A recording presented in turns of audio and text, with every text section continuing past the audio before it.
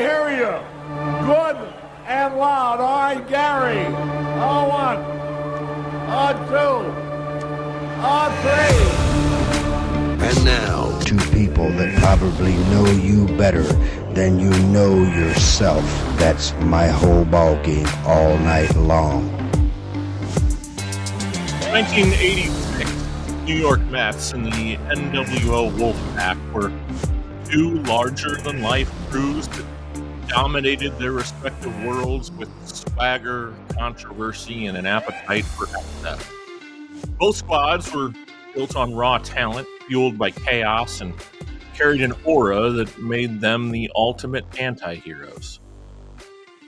Scott Hall, like Dwight Gooden, was the stylish, supremely gifted playmaker who could single-handedly change the game, but battled demons that often threatened to derail his greatness. Kevin Nash, much like Daryl Strawberry, was the towering force, a freak athlete who seemed destined for the Hall of Fame, but never quite reached the stratosphere his natural gifts suggested.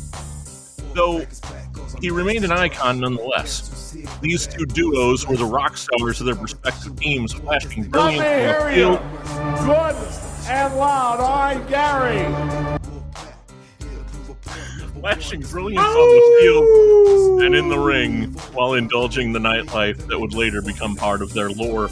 Beyond Hall and Nash's resemblance to Gooden and Strawberry, the Mets and the Wolfpack shared a lot of colorful, unpredictable characters that made them must-watch entertainment. Letty Dykstra was very much the Sean Waltman of the group. Scrappy, relentless, a performer who thrived despite being undersized and seemingly out of place in a world of giants. Meanwhile, Keith Hernandez, he played the Sting role, a veteran leader who tried to be the voice of reason but ultimately got swept up in the madness around him and shit on many women's heads, from what I understand. And let's not forget Ray Knight, who, with his hard-nosed, take-no-prisoners attitude, had a bit of that Macho Man Randy Savage energy, capable of flipping from cool confidence to absolute fury at a moment's notice, as evidenced by his infamous brawl with Eric Davis in 1986. Both in the 86 Mets and the NW Wolfpack weren't just teams, they were movements. They reveled in being the bad guys who were somehow impossible to root against. They partied like kings, played with reckless abandon, and left a trail of destruction in their wake.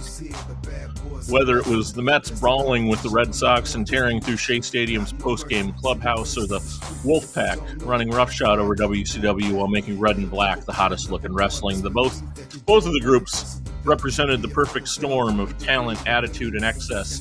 The Mets eventually flamed out due to injuries, egos, and personal struggles, just as the Wolfpack and the larger NWO faction crumbled under its own weight. But for a brief, glorious moment, they were the most electrifying shows in sports and entertainment, and their legends continue to grow decades later. Speaking of legends, how we doing, Blakers?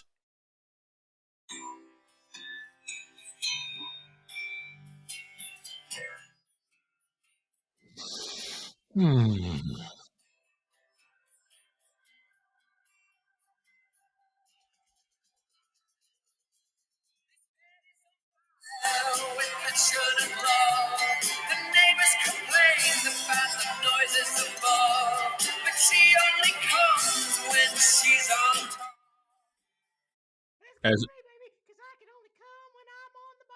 on the keep on dancing show, on the keep on dancing show all night long.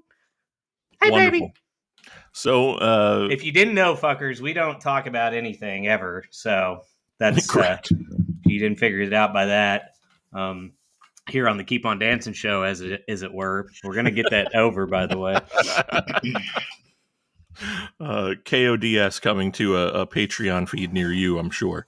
Hashtag. Mm-hmm. Baseball is back on the docket today, and we are heading back to finish up the storied story of the 1986 New York baseball Mets. And we saved the best for last, didn't we? We got the I guess the Terror Twins 1.0. We had Steven and Joe Perry, and then we have Darryl and Doc, and then in our modern world, we were graced with the newest iteration of the Terror Twins. I believe that was Damian Priest and Rhea Ripley, because that is what you deserve in your Correct. 2025 life, you stupid fucking bitches. You're fucking this all up. Okay? You got that? Do you understand? Let's get this out of the way here. You're out there and you're making bad decisions in what you believe to be your best self-interest. But what you're failing to see here is that the things that are in your self-interest are going to lead to the entire your background, the platform you stand on, your existence, everything that surrounds you.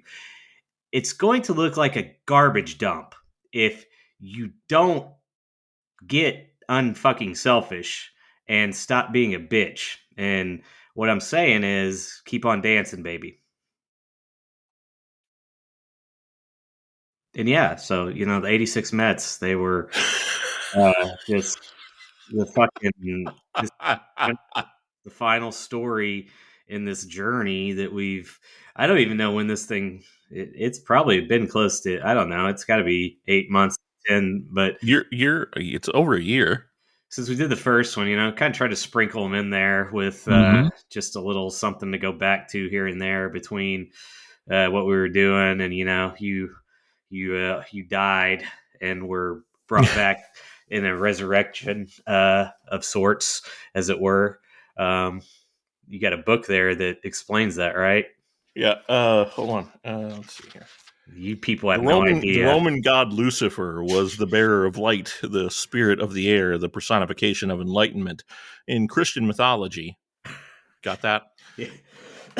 He became synonymous with evil, which was only to have been expected from a religion whose very existence is perpetuated by clouded definitions and bogus values! Exclamation point. It is time to set the record straight. False moralisms and occult inaccuracies must be corrected. Entertaining as they might be, most stories and plays about devil worship must be recognized as the absolute absurdities, the obsolete absurdities, rather, that they are. It has been said, the truth will make men free. The truth alone has never set anyone free. It is only doubt which will bring mental emancipation. Beat your ass and hide the Bible of God watching. That is straight from the Satanic Bible of one Anton Sandor LeVay. That was dropped off on my doorstep under mysterious circumstances at some point this week. The mystery being there was a van that pulled up in the driveway, the sliding door on the side opened, and the only sort of defining characteristics of the van is there's a strange word, 6 letters long, on the side of it said Amazon. Very strange. I don't understand exactly what that's about, but it wasn't my van, Gabe. I'm dead. So Joni making her second appearance on the show. Oh God. So I will be sharing this obviously with Bob pretty regularly, and some of you will likely get remnants from the Satanic Bible as time wears on. You Patreon folks will find some fun things to do with that. Yeah, I'm sure the Hall of Famers over on the Patreon will definitely probably find bits and pieces of that Bible in their mailbox as time goes on. Let me tell you exactly what's going to happen here, folks, and make no mistake about it, because he's already proven this and he's told you his story. You just need to believe him because he's not lying to you. This man he's reading this, and I can tell in the way and what he's saying back to me that what he's reading, and he's going, he's got a point. This makes sense. And he's not wrong. That's some of the most logical stuff I've ever heard printed in my life. And quite frankly, if you can't take a look at it and realize that is nothing but a troll Bible to the Christians, then you're probably not that fucking smart, because the stuff in there is just absolutely ridiculous and outlandish. And I assume the unintended negative consequence of it is some crazy fucker would see it and really take it to heart. But anyone with a brain looks at this, and this is nothing but just a giant fuck you to organized Christianity, in my opinion. Yeah. I read this one to Blake before we went on the air, and this is what this is made the him one that believe. shaped it. Yeah. Satanism represents kindness to those who No, not that deserve one. it. Not that. Oh, you want that, the one I sent you? Yes. Okay. Give it to that. They need that one because that's the one that drove it home. Buckle in, pals, and understand that this thing is replete.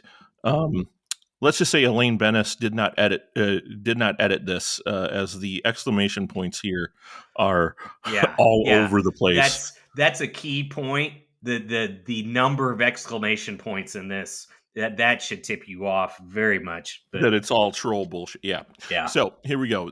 This is entitled "The Black Mass." Okay. No other single device has been associated with Satanism as much as the Black Mass. To say that the most blasphemous of all religious ceremonies is nothing more than a literary invention is certainly a statement which needs qualifying, but nothing could be truer.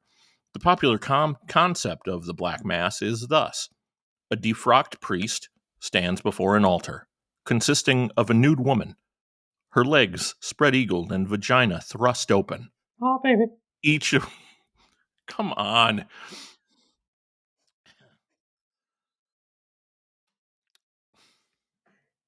You're a pro. Come on. You got it.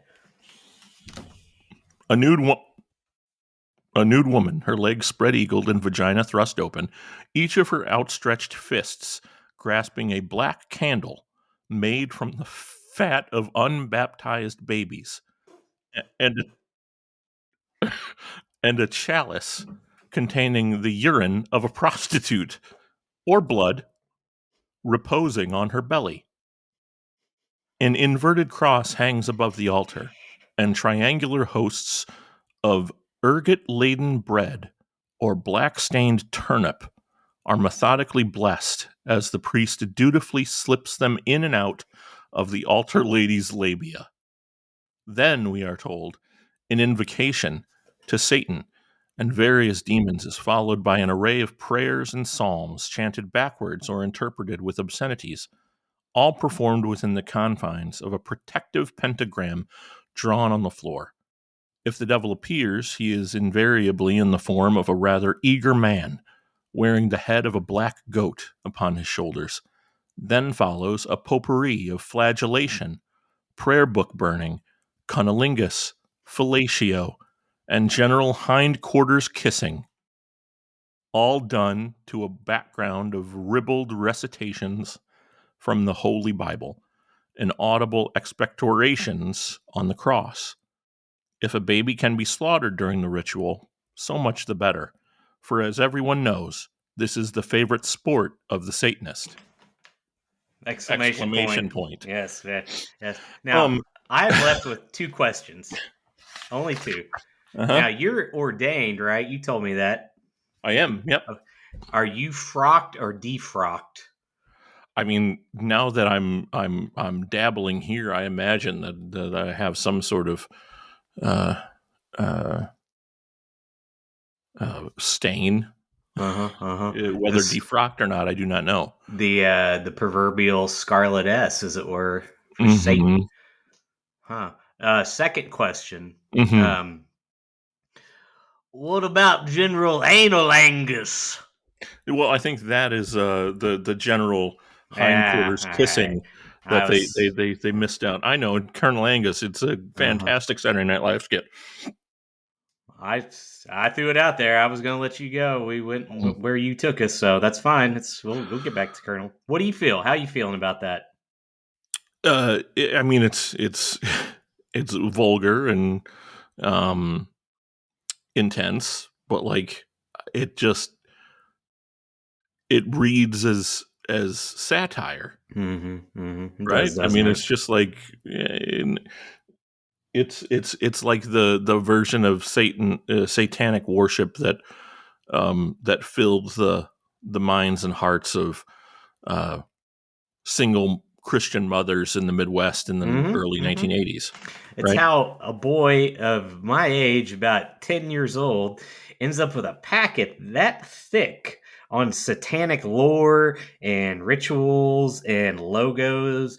I was terrified of the Procter and Gamble company for many years of my elementary school because Oh their my God. logo, you see, had these stars and this.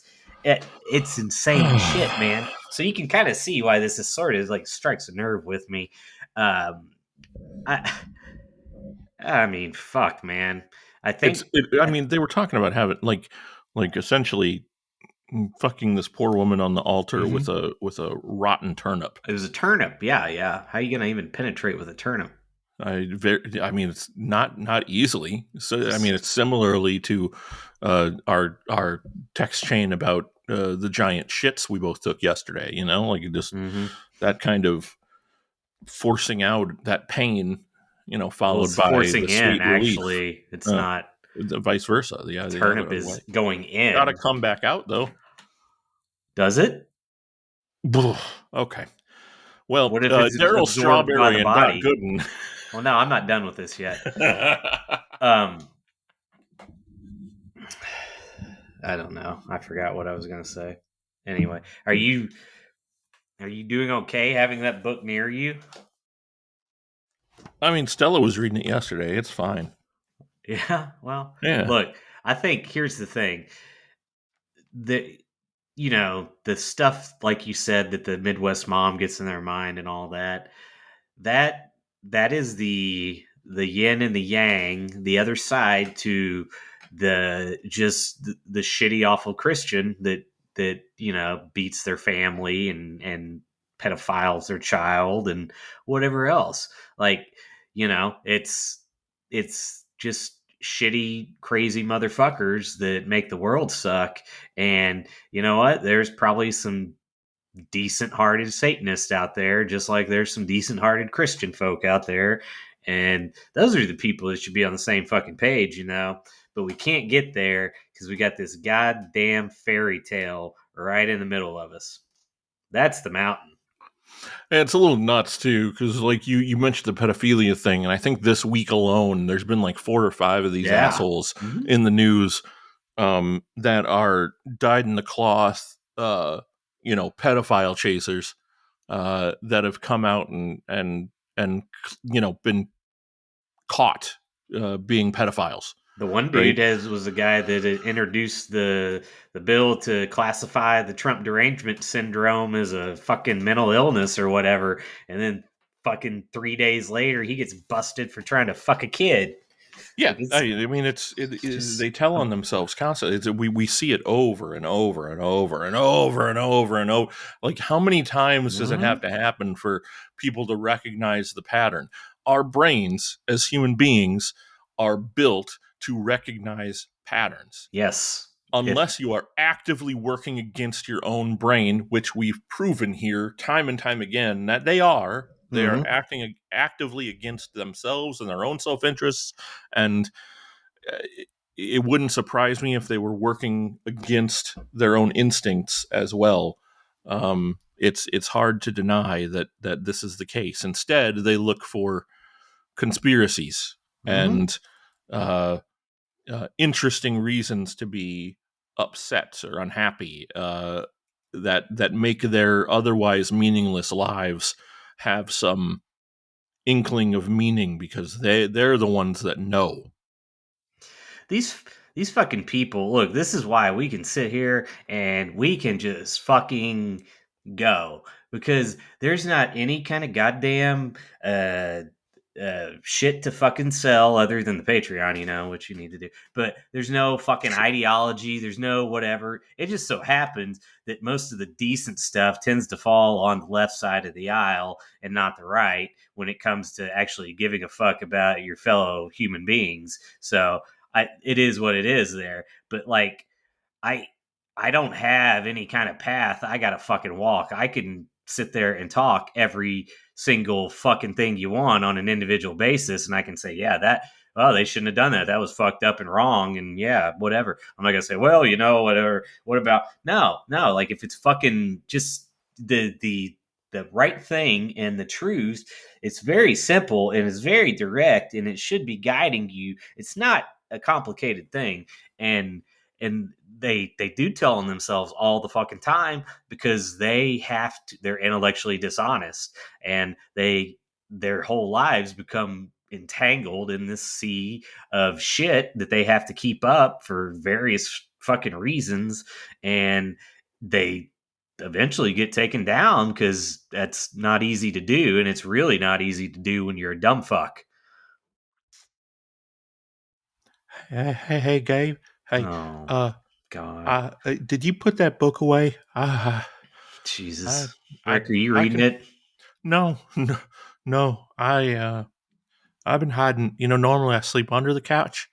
I've been sleeping behind it, so that there's been a separate barrier separate because it's been sitting on his desk over here, Oh, and I can feel the badness just reverberating off of that book, and I needed some distance, and that couch is protecting you it's been. from Satan. Well, I mean, look at how green it is. Oh, that's what does it, the color? I thought it was the thickness or maybe something else. The upholstery. Come on, do it.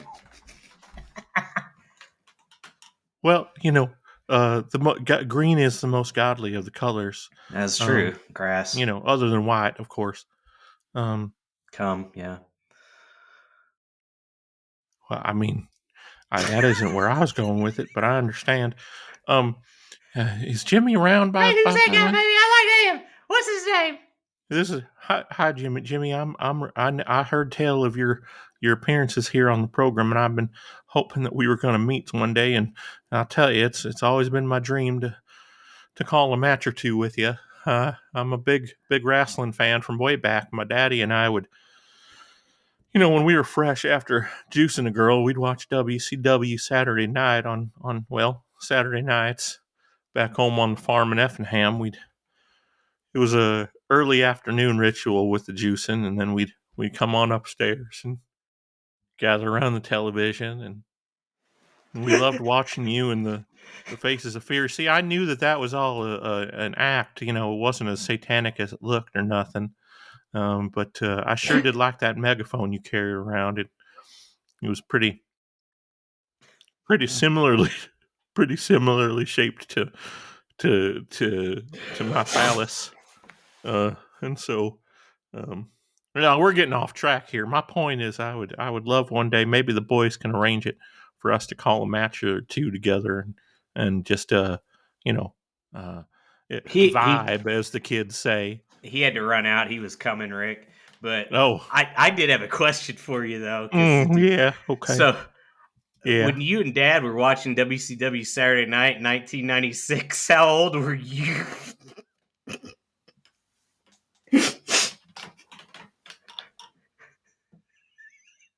How old was Dad?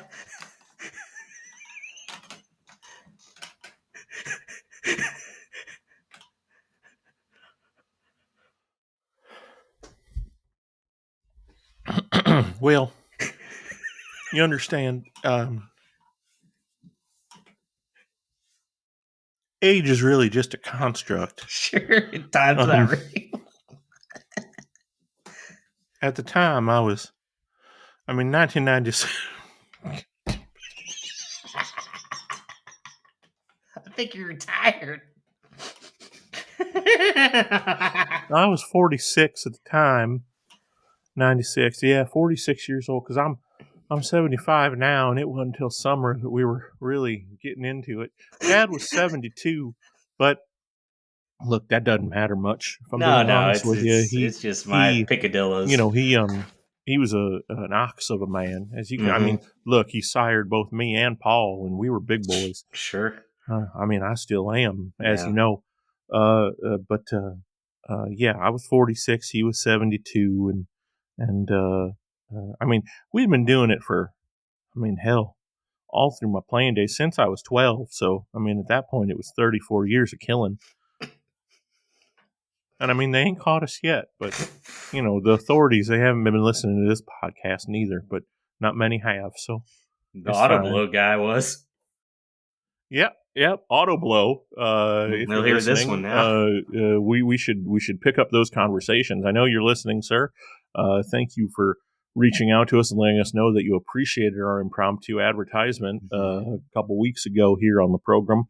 But please feel free, send one my way, send one Blake's way. I'm We fine. will use the auto blow live on the air if that's what Sure, it takes. yeah. I'll We'll just turn the video off. It'll be fine. be Jimmy. Oh, baby, it's auto blow on the Keep On Dancing show. That's it. That's a real story, by the way. They actually reached out to us because they have some kind of thing monitoring all podcasts for mentions of their device, and who knows? We to hell with dick pills. We might just be sponsored by the blowjob machine. So let's hope so. You know, bro, you know who else has got a monitoring device on the podcast? That's me, bro. And you know why I got that, Dallas, bro? Dally, I owe you a call, as a matter of fact. Bro. An update because I'm down some more weight. So I think you'll be very proud of me. You know how you can get down about 20 more pounds, bro? How's that, bud? Pull your head out of your ass, bro. Mm-hmm. You're gonna fucking die. That's coming soon to Patreon as well. The original, we haven't posted it yet, but we will. Also, in the very near future, for those of you that also listen to the Lapsed Fan, we'll be having a little tete-a-tete there with the gentleman on the program, sponsoring that guy as well, and giving a little preview of the Patreon. If you haven't heard and if you're not on the Patreon, you haven't. But if you haven't heard, we're gonna drop on their feed at some point in the near future here the game between the Houston Rockets and the Utah Jazz from that triple header in 1995, that Saturday during the playoffs, mainly because Blake pretty much single-handedly ruined the entirety of my childhood NBA fandom. Come on. Not the entirety. We won't say that. The Jordan stuff remains, but certainly we went 2 for 2 in terms of killing heroes on that particular program in both John Stockton and Karl Malone. You cannot blame me for anything, Gabe. I am only a southern truck driver known as Karl Malone, and I have not had sex with no kids. It's true. That's the story that Carl tells. And the reason we're picking that particular episode, not just for the hero worship peach, but for the fact that I realized about halfway through when our ubiquitous Karl Malone, truck driver from Louisiana, mentioned one Dally Page. Mr. Dally Page, we did the wrestling in the WCW when I was driving my truck, you see. You remember, Gabe, you were watching. I drove my truck to Atlanta, Georgia. He did. He absolutely did. And I remembered at that point that I had Mr. Page's phone number in my phone from a chance meeting at a comic book convention some years back that I was running in New York. And so right there live on the podcast, I went ahead and called him and put it on speakerphone. He did not answer, but we left him a message. And then 4 days later, he called me back, and I happened to be in front of my computer. I did some quick thinking, opened up my webcam and recorded the entirety of that conversation, about 16 minutes worth, where we run through to Blake's astute point that I need to get my head out of my ass, that I'm going to die. And then we eventually get into his new accountability crib construction in Tampa. Ain't cheap, or brah. St. Pete, I believe, actually. Somewhere. It's not cheap. He's got about $2 million wrapped up in it, from what I remember. $6 million. It was there 6. You go. And how, maybe I can get down there, but it's not going to be free. It ain't free, brah. It's $6 million. Yep. But he also wants me to update him monthly on my progress. Yeah, that's right. So, he owns that ass. He does indeed. He's And a guy monthly updates, man. I absolutely cannot wait to share this with you all. So we'll be doing that in the very near future as well. Mhm. So far on the program, we're 30 minutes in. We've touched on Anton LaVey and Satanism. We've touched on Diamond Dallas Page and my imminent death. And we've introduced you to the topic this week, which will be Daryl Eugene Strawberry and Dwight Eugene Gooden, interestingly enough. My cousin Eugene. That's correct. Double Eugenes on the ball game this week. When we were trying to figure out how we were going to work both Daryl and Doc, and although we very rarely shy away from problematic accents on this program, we kind of decided that that perhaps the fact that Daryl and Doc were both black men, that we probably shouldn't go down that path. You can't. Look, you really can't, especially with these guys. There's a lot of respect there on both of our parts. But what we can do is what we started talking about in the intro of the program today, and that's the fact that these two men, the more you dig in, and as you'll see, we will dig into their lives here, the more these two men are very clearly Scott Hall and Kevin Nash. Yeah, look, it's the Wolfpack, the Outsiders. It's Daryl and Doc. It's Hall and Nash. They weren't as thick as those guys, but there's, like you said, the similarities are striking. And two, we had to do something because, like, you can't do it. And as men of our age and white guys, I say it's probably you get to do one black guy, maybe.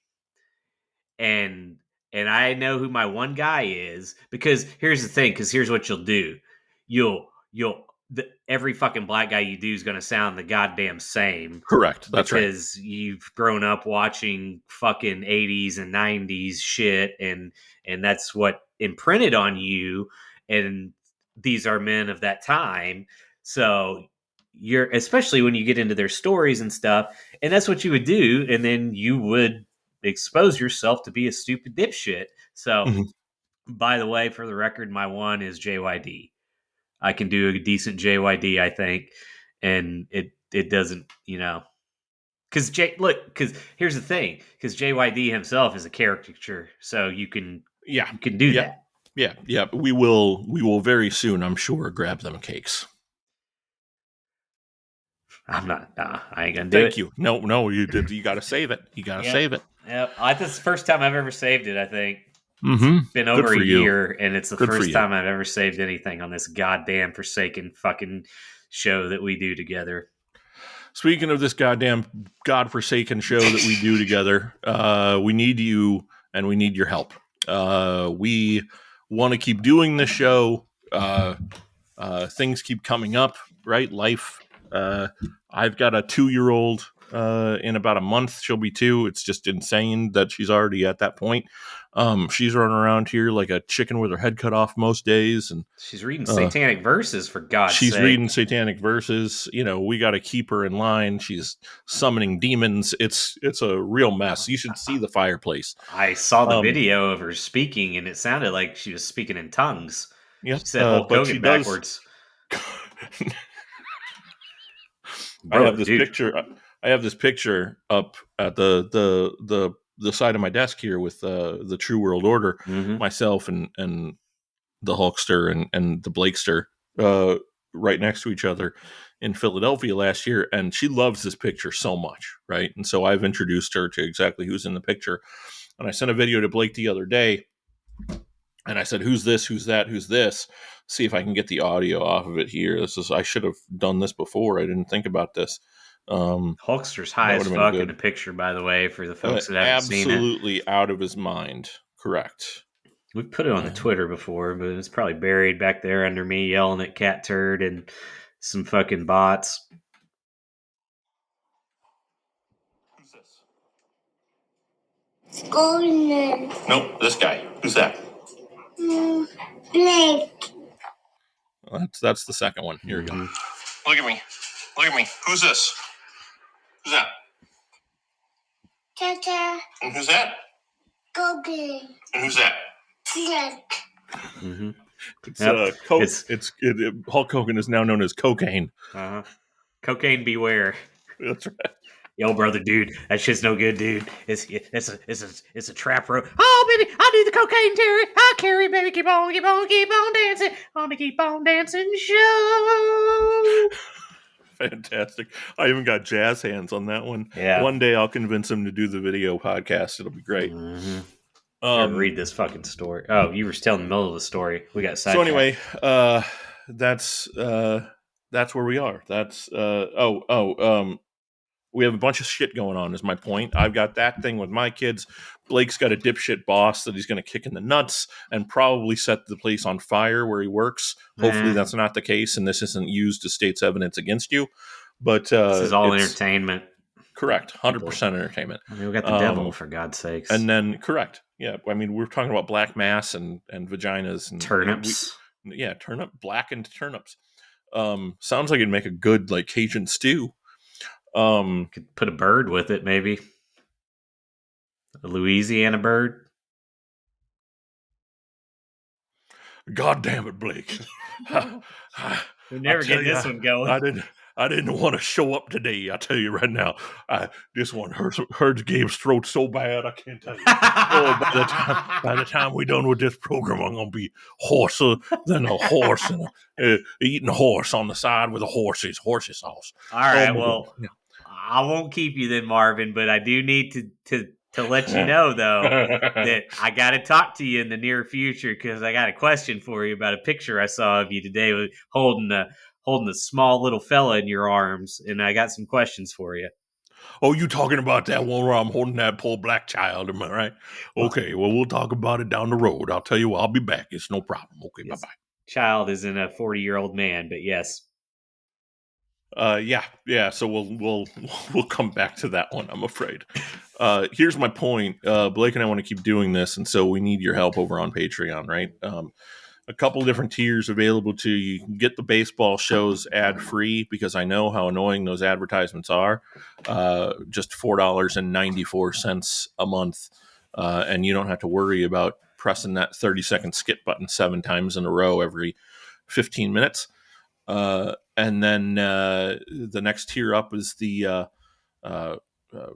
Huff Stuff, where Charlie Huff leads you on a journey into the best professional wrestling in the history of professional wrestling, and how Blake and I exactly break that down, and of course with cameo appearances from all your favorite ballgame characters, like of course Rick Russell and Marvin Davis and Charlie Huff himself, as well as our good old friend Jimmy Hart.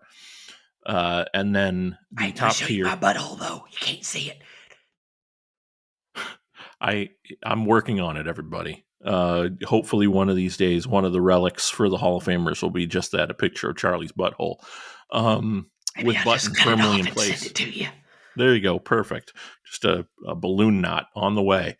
And then, of course, the top tier is all of that shit that I just mentioned. On top of all of that, you'll get a bonus show every month, which will be, who knows, NBA, NFL, some random crazy bullshit, some sports movie, something like that every month, plus a chance to pick a show every month, and we'll throw your name in a hopper, and every month we'll do a bonus show specifically picked by one of our Hall of Famers, Harry's Hall of Famers, as a matter of fact, for $19.94 a month.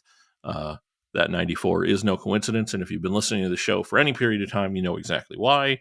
1994 is the nexus of the universe. It is the place where everything went wrong. Worlds collided, and this is why we are where we are. Because of that baseball strike in 1994. So now that that good business is out of the way, it's patreon.com/the whole ball game. Check that out when you get a chance. And let's get into the baseball. First up today is the story of one Daryl Eugene Strawberry, written by our pal at Sabre, Sean Morris. You ready to go? Fuck it. All right, there it is. For many African American males growing up in poverty-stricken households throughout Los Angeles, sports offered a chance to break away from the cultural and economic restraints imposed on them by their surroundings. This was no different for a young Daryl Eugene Strawberry, born March 12th, 1962 in Los Angeles. Daryl was the third boy born to Henry and Ruby Strawberry and would be followed by two sisters. By 1970, the family was residing in a small house in the Crenshaw neighborhood of South Central Los Angeles. Strawberry recalled his father as being a negative influence early in his life. Henry Strawberry, Hank, held down a steady job as a postal clerk, but suffered from many of the same vices that would plague Daryl's life.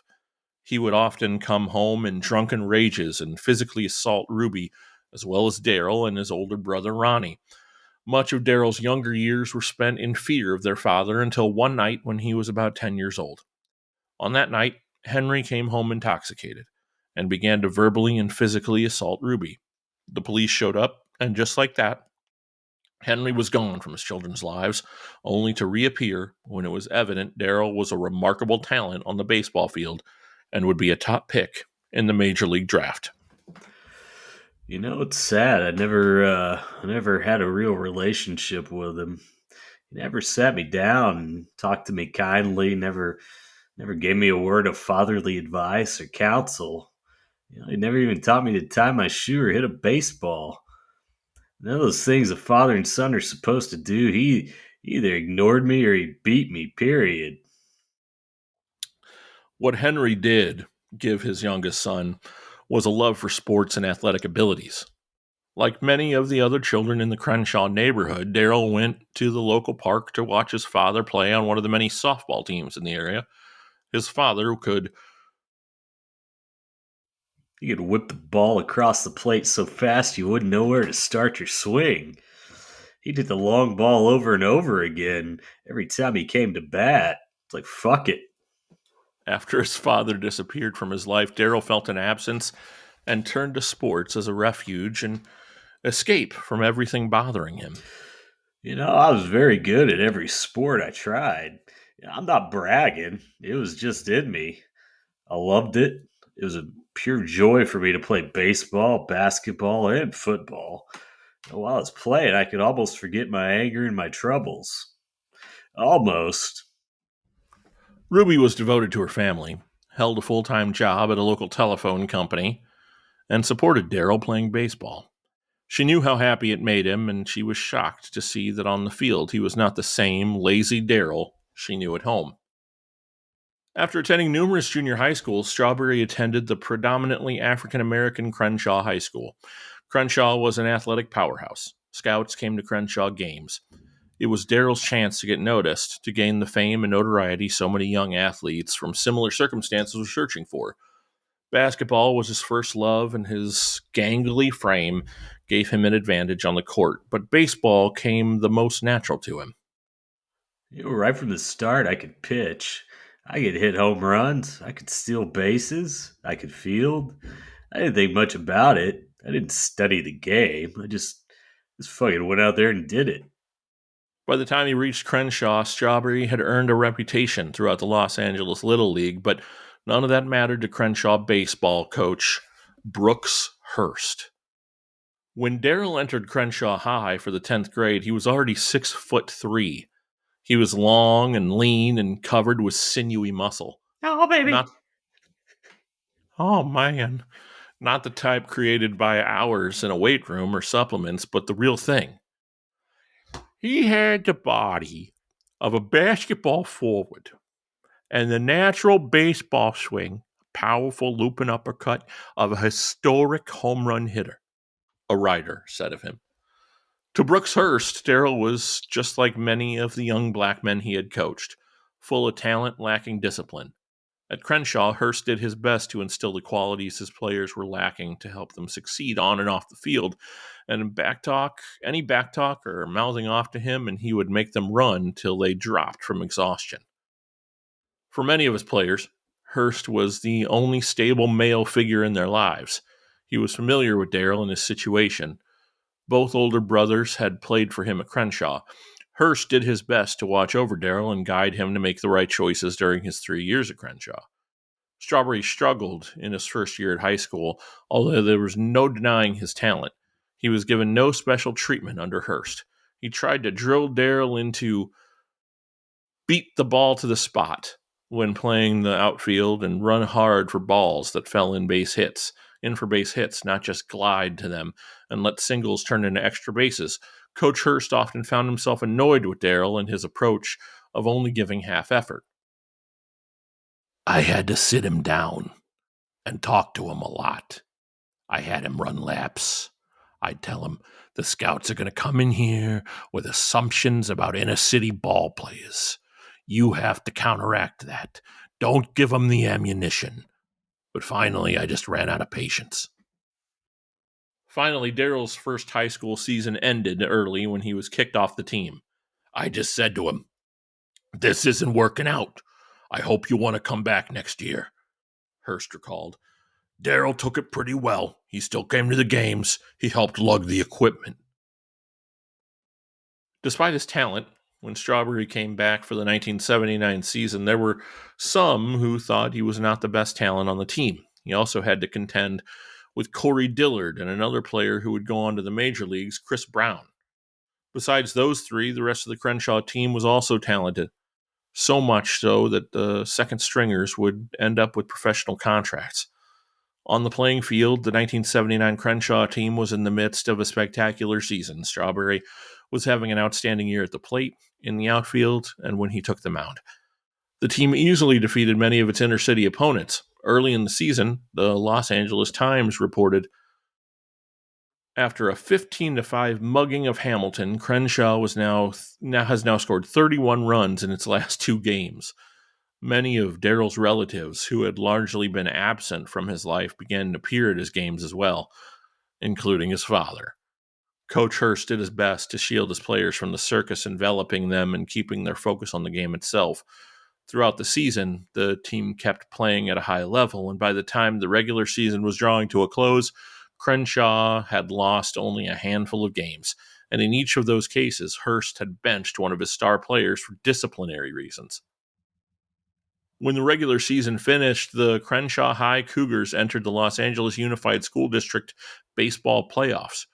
Anchored by senior Chris Brown and junior Daryl Strawberry, it was the first inner-city school in many years that had the talent to compete against those in the San Fernando Valley that benefited from manicured fields, booster clubs, and year-round instruction. Playing the way they had many times during the regular season, the Cougars cruised their way through the first 2 rounds of the playoffs by a combined score of 23-4. Nothing, it seemed, could keep Crenshaw from hitting.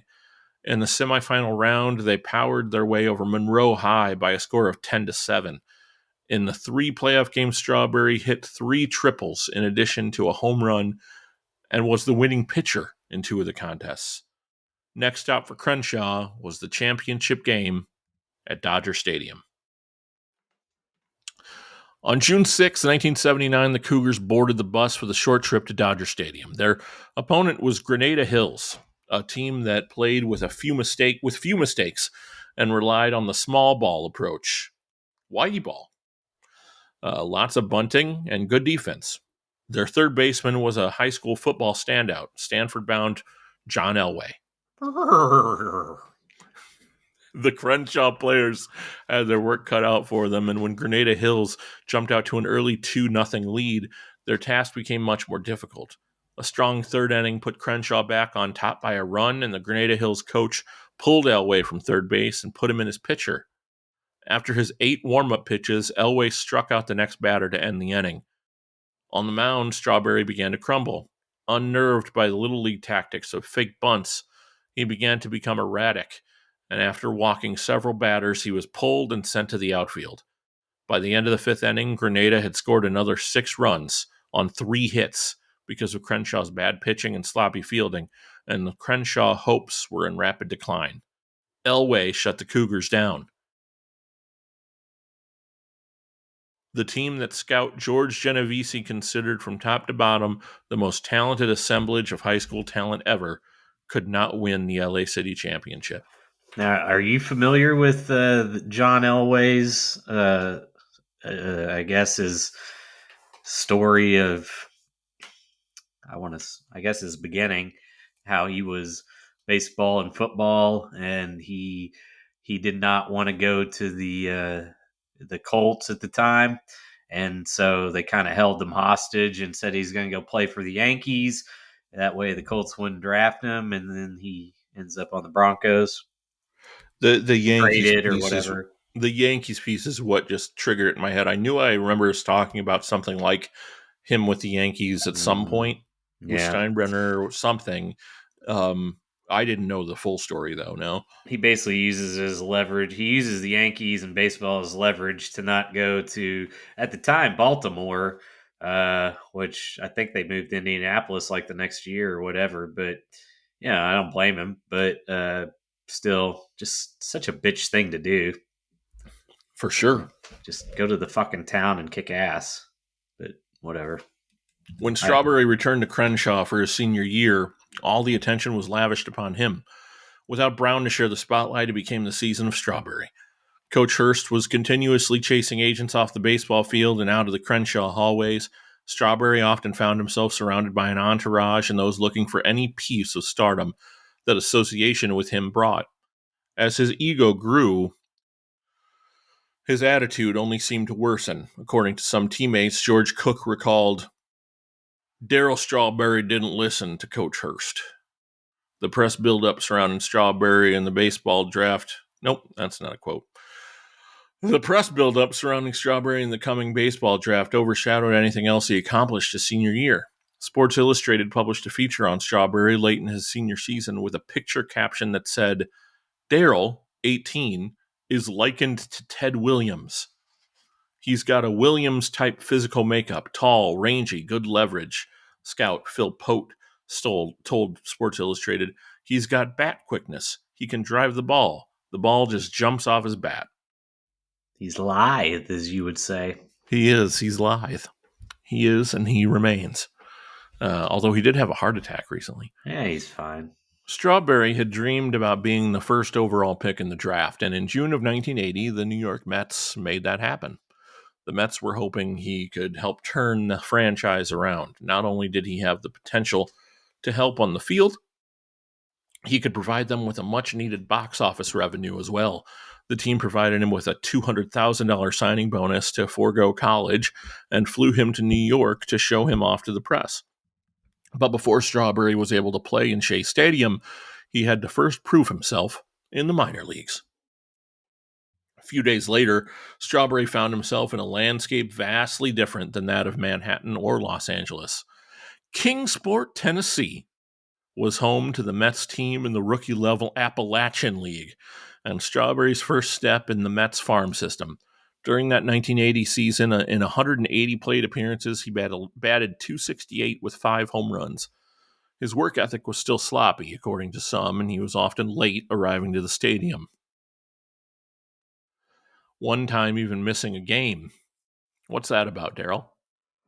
You know, look, when I was down in the minors and in Kingsport and in fucking Lynchburg and all those podunk fucking towns down in the South, you know, I was usually taking 75.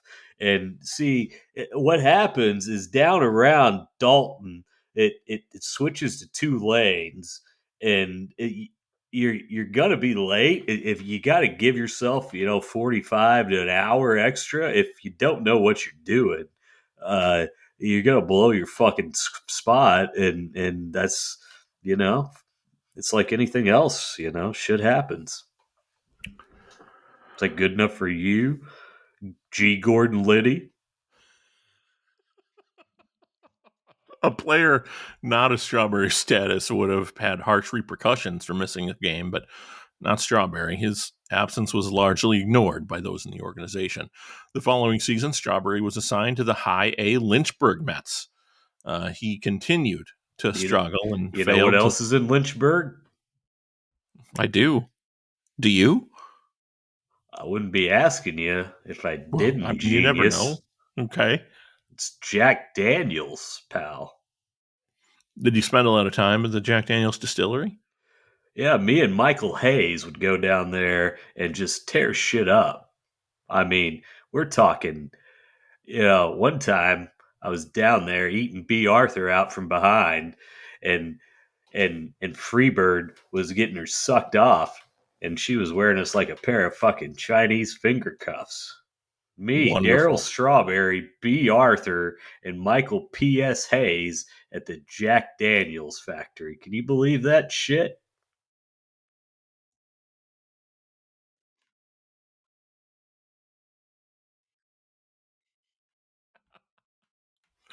Oh, let's see. Off the field, the 19-year-old Strawberry was homesick, called his mother every day. On the field, he was struggling against many of the pitchers he faced. They easily fooled him with hard fastballs inside and breaking balls. Strawberry possessed the power to put the ball into play, but he struggled to make the contact that had made him a legend at Crenshaw. In 123 games with Lynchburg in 1981, Strawberry managed to hit 13 home runs and bat .255 for the season. The next spring, Strawberry continued to climb the farm system ladder and started the season with Double-A Jackson. It was in Jackson, Mississippi, where he became locked in at the plate and began to flash the talent the Mets saw in him when they drafted him. I think they He had began a to. clash down there one time. Yeah, you a big fan of Jackson? What? Did you enjoy yourself in Jackson? You like Jackson? Johnny Cash wrote a song called Jackson. Fantastic. Thank you, Daryl. He began to see the ball better and figure out opposing pitchers. Although he struck out 145 times, by the end of the season, he had driven in 97 runs and hit 34 homers. Rather than take the winter off, the Mets had Strawberry extend his year by playing winter ball for the team in Caracas, Venezuela. Uh-oh. He credited the experience with speeding up his development. Speeding up? Is that right? And better preparing him for the coming season. Strawberry remarked, Before I tell you what I said, I feel it's important to let you know that although, I was in Venezuela, I'm not one of those Venezuelan gangbangers that Donald Trump's out there rounding up. And by the way, did you see he rounded up a gay hairstylist from California and sent him down there? Did you see that, Gabe? I didn't see that. This poor little fella, all he wants to do is lady's hair, and now he's down there in fucking Gitmo with his head shaved. Sad state of affairs, isn't it? If I ever see that guy at the Hall of Fame, I'm going to give him a fucking jackknife through the table. Anyway, I'll tell you what I said now because I feel better. I felt confident after my season in South America because I'd been able to hit some of their best pitchers. See, aren't you glad I made you wait for that? I am, thank you. To start the 1983 season, the Mets sent Strawberry to their top affiliate, the AAA Tidewater Tides. The organization wanted to keep him in the minors for one more season before bringing him up to New York, but many believed he would see the Big Apple before the year was over. Under manager Davey Johnson, Strawberry got off to a great start at AAA. My first 10 games or so at T-Water were spectacular. Whether I had improved to the point where I could hit anything any AAA pitcher could throw, or whether AAA pitching wasn't as good as it was supposed to be, I don't know. At the same time, the Mets were off to a dreadful start, and the New York newspaper headlines began to call for Strawberry. In early May, Daryl was summoned from Tidewater.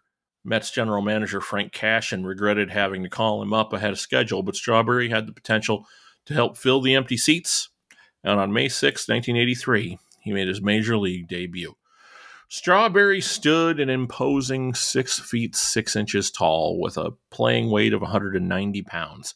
He batted and threw left and was a right fielder for most of his career. His debut against the Cincinnati Reds was less than spectacular, with 3 strikeouts and a foul pop during 6 plate appearances and an extra innings win by the Mets. Strawberry also worked a couple of walks and stole a base late in the game. The Mets manager, George Bamberger, encouraged the rookie to go out onto the field and have fun. However, Bamberger resigned on June 2nd and was replaced by Frank Howard, one of his coaches. Howard began to demand more out of Strawberry and assigned hitting coach Jim Frey to help.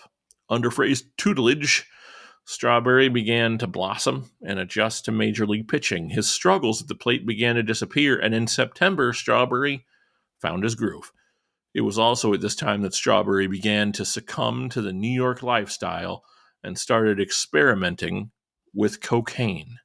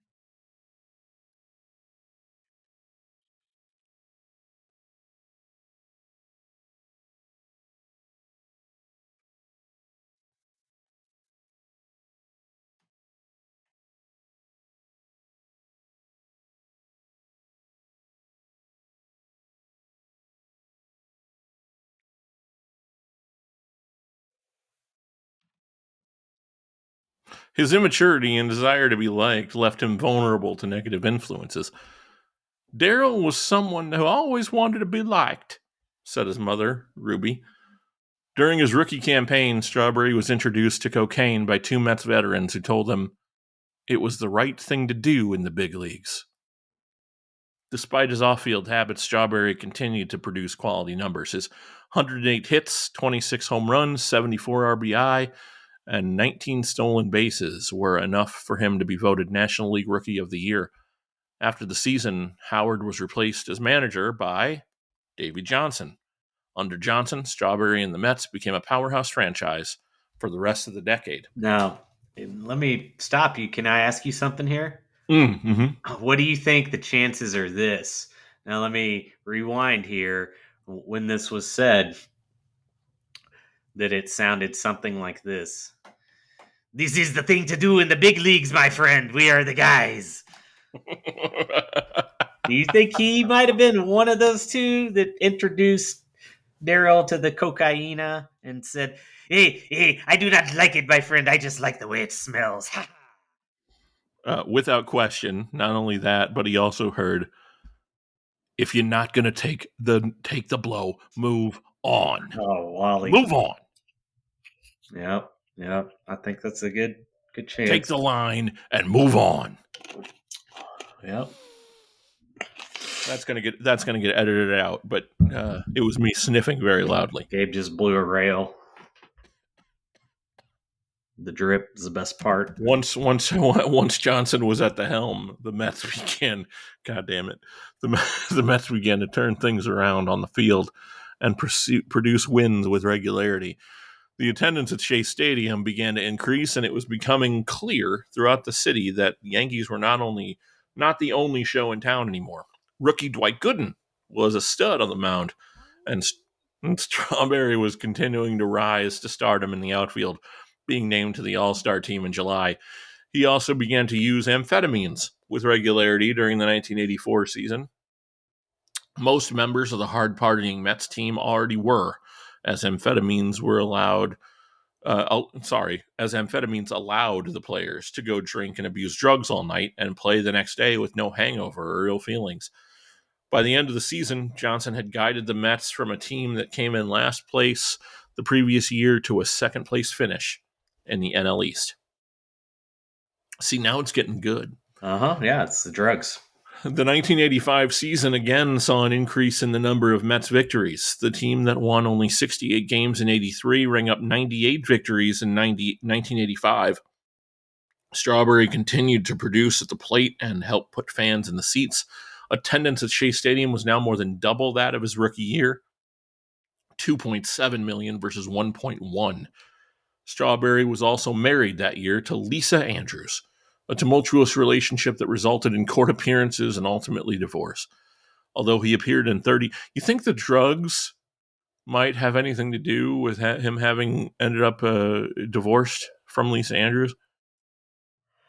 Who you Well, let me asking? ask you, Daryl. Do you think that the rampant drug abuse that you were partaking in the Mets clubhouse during the early to mid '80s resulted in ultimately the dissolving of your first marriage? I mean, look, it's really like anything else, and the fact that, like, you're married and you see each other and you get tired of one another, and it's this, it's that, it's everything, it's nothing, it's you know uh, it's the way you look, it's how you're breathing. Yeah, so did it help? Probably not. But if the left one don't get you, the right one will. Although he appeared in 37 fewer games than he did in 1984 due to minor health issues and slight injuries, Strawberry still scored 79 runs, hit 29 homers, both more than his previous year's total. While it was enough to earn Strawberry a trip to his second consecutive All-Star game, his performance was not enough to help power the Mets into the postseason. But that would change the next season. We had a sense of destiny in '86, a belief it would all come together for us, and really a great historic display of baseball power. The expectations were high for the Mets as early as spring training. They had won 98 games the season before and were, in almost every aspect, more skilled, more intense, and more arrogant than the Cardinals, Cubs, and the rest of the NL East. After an indifferent start to the season, things began to turn around for the Mets. They went on one of the greatest runs in franchise history, reeling off 11 wins in a row before losing a game, then winning another 7 in a row. The Mets were on fire through May. Although he was having a great year on the field, off it, Strawberry continued to alienate himself from teammates as his ego grew. His head was as large as the Goodyear blimp, and with each new magazine cover story and autograph request, it only got bigger. His teammates felt he was vicious and selfish, taking a great deal of pride in making others feel inferior. By now, Strawberry was routinely abusing drugs and drinking heavily in the clubhouse. Under the MLB drug policy in place in the 1980s, no team could compel a player to take a drug test. And with the Mets winning in amazing fashion on a regular basis, no one was willing to rein Strawberry in and get him under control. Gabe, my friend, I feel like I can call you a friend, right? Sure. So this is around the time that I was at a party of princes, and I ate out Felicia Rashad from behind. And you know what happened? What's that? Fucking Claire Huxtable farted in my eye, and I got fucking pink eye. Pink eye. Davey tried to blame it on me being hungover and drunk, but the truth was I couldn't see out of my fucking right eye because Ma Huxtable dropped a shit box on it. You believe that? I don't. You don't think I could fuck Claire Huxtable? I don't. I think you're lying to me, Daryl. Daryl Strawberry, 1986 New York, and you're telling me I can't fuck Claire Huxtable? The Huxtables lived in Philadelphia. Oh, you're a smartass, huh? Okay. Well, I got news for you, Look, pal. nobody likes a dumbass. Yeah. Well, I am the walrus, Goo Goo Kachoo. Fantastic. For most of the 1986 season, the Mets were the first place team, and the others in the division futilely chased them. The 108 win Mets were heavy favorites to capture the World Series. The National League Championship Series went 6 games and included 2 thrilling extra inning contests before the Mets emerged victorious over Houston. Strawberry hit a crucial home run in Game 3 to propel the Mets to victory and finished the NLCS with 2 home runs and 5 RBI. The 86 World Series, pitting the Mets against the Boston Red Sox, opened at Chase Stadium on October 18th. After 6 games, the teams were tied with 3 victories apiece, and Strawberry was a non-factor at the plate. But in Game 7, when it came time to deliver, Strawberry stepped up. Boston had mounted a mini rally in the top of the 8th inning to pull within 1 run of the Mets, but when Strawberry led off the bottom of the inning with a solo home run, there was no doubt it was New York's night. The miracle season in 1986, highlighted by so many late-game heroics and the team's never-say-die attitude, concluded with the Mets as the world champions. The Mets' descent from a World Series heights started before the 1987 campaign when ace pitcher Dwight Gooden was admitted into a drug treatment center a week before the start of the season. Strawberry was able to hide his demons throughout the season and produced at the plate. He had career highs with 108 runs scored, 104 RBI, 36 stolen bases, and 39 home runs. Despite his increased offensive output, though, the Mets finished second in the division and missed the playoffs. Hey, Gabe, I'll have you take note right there. If you look, as you read my stolen bases and my homers, I was almost the first 40-40 guy, not that fucking freak Canseco. Very, very close. Very close. And I would have got it if I wouldn't have had the fucking pink eye from Claire Huxtable's fart. How long did the pink eye last, Dwight? I would have hit 1 more homer and stolen 4 more bags exactly if you do the math. Go in there, do me a favor, take my stats, and then divide them by the number of games played, and you tell me I wouldn't have had 1 more homer and 4 more stolen bags. I'm a fucking 1099, all right? I know how to do math. It's great. It's 33 and a third or something.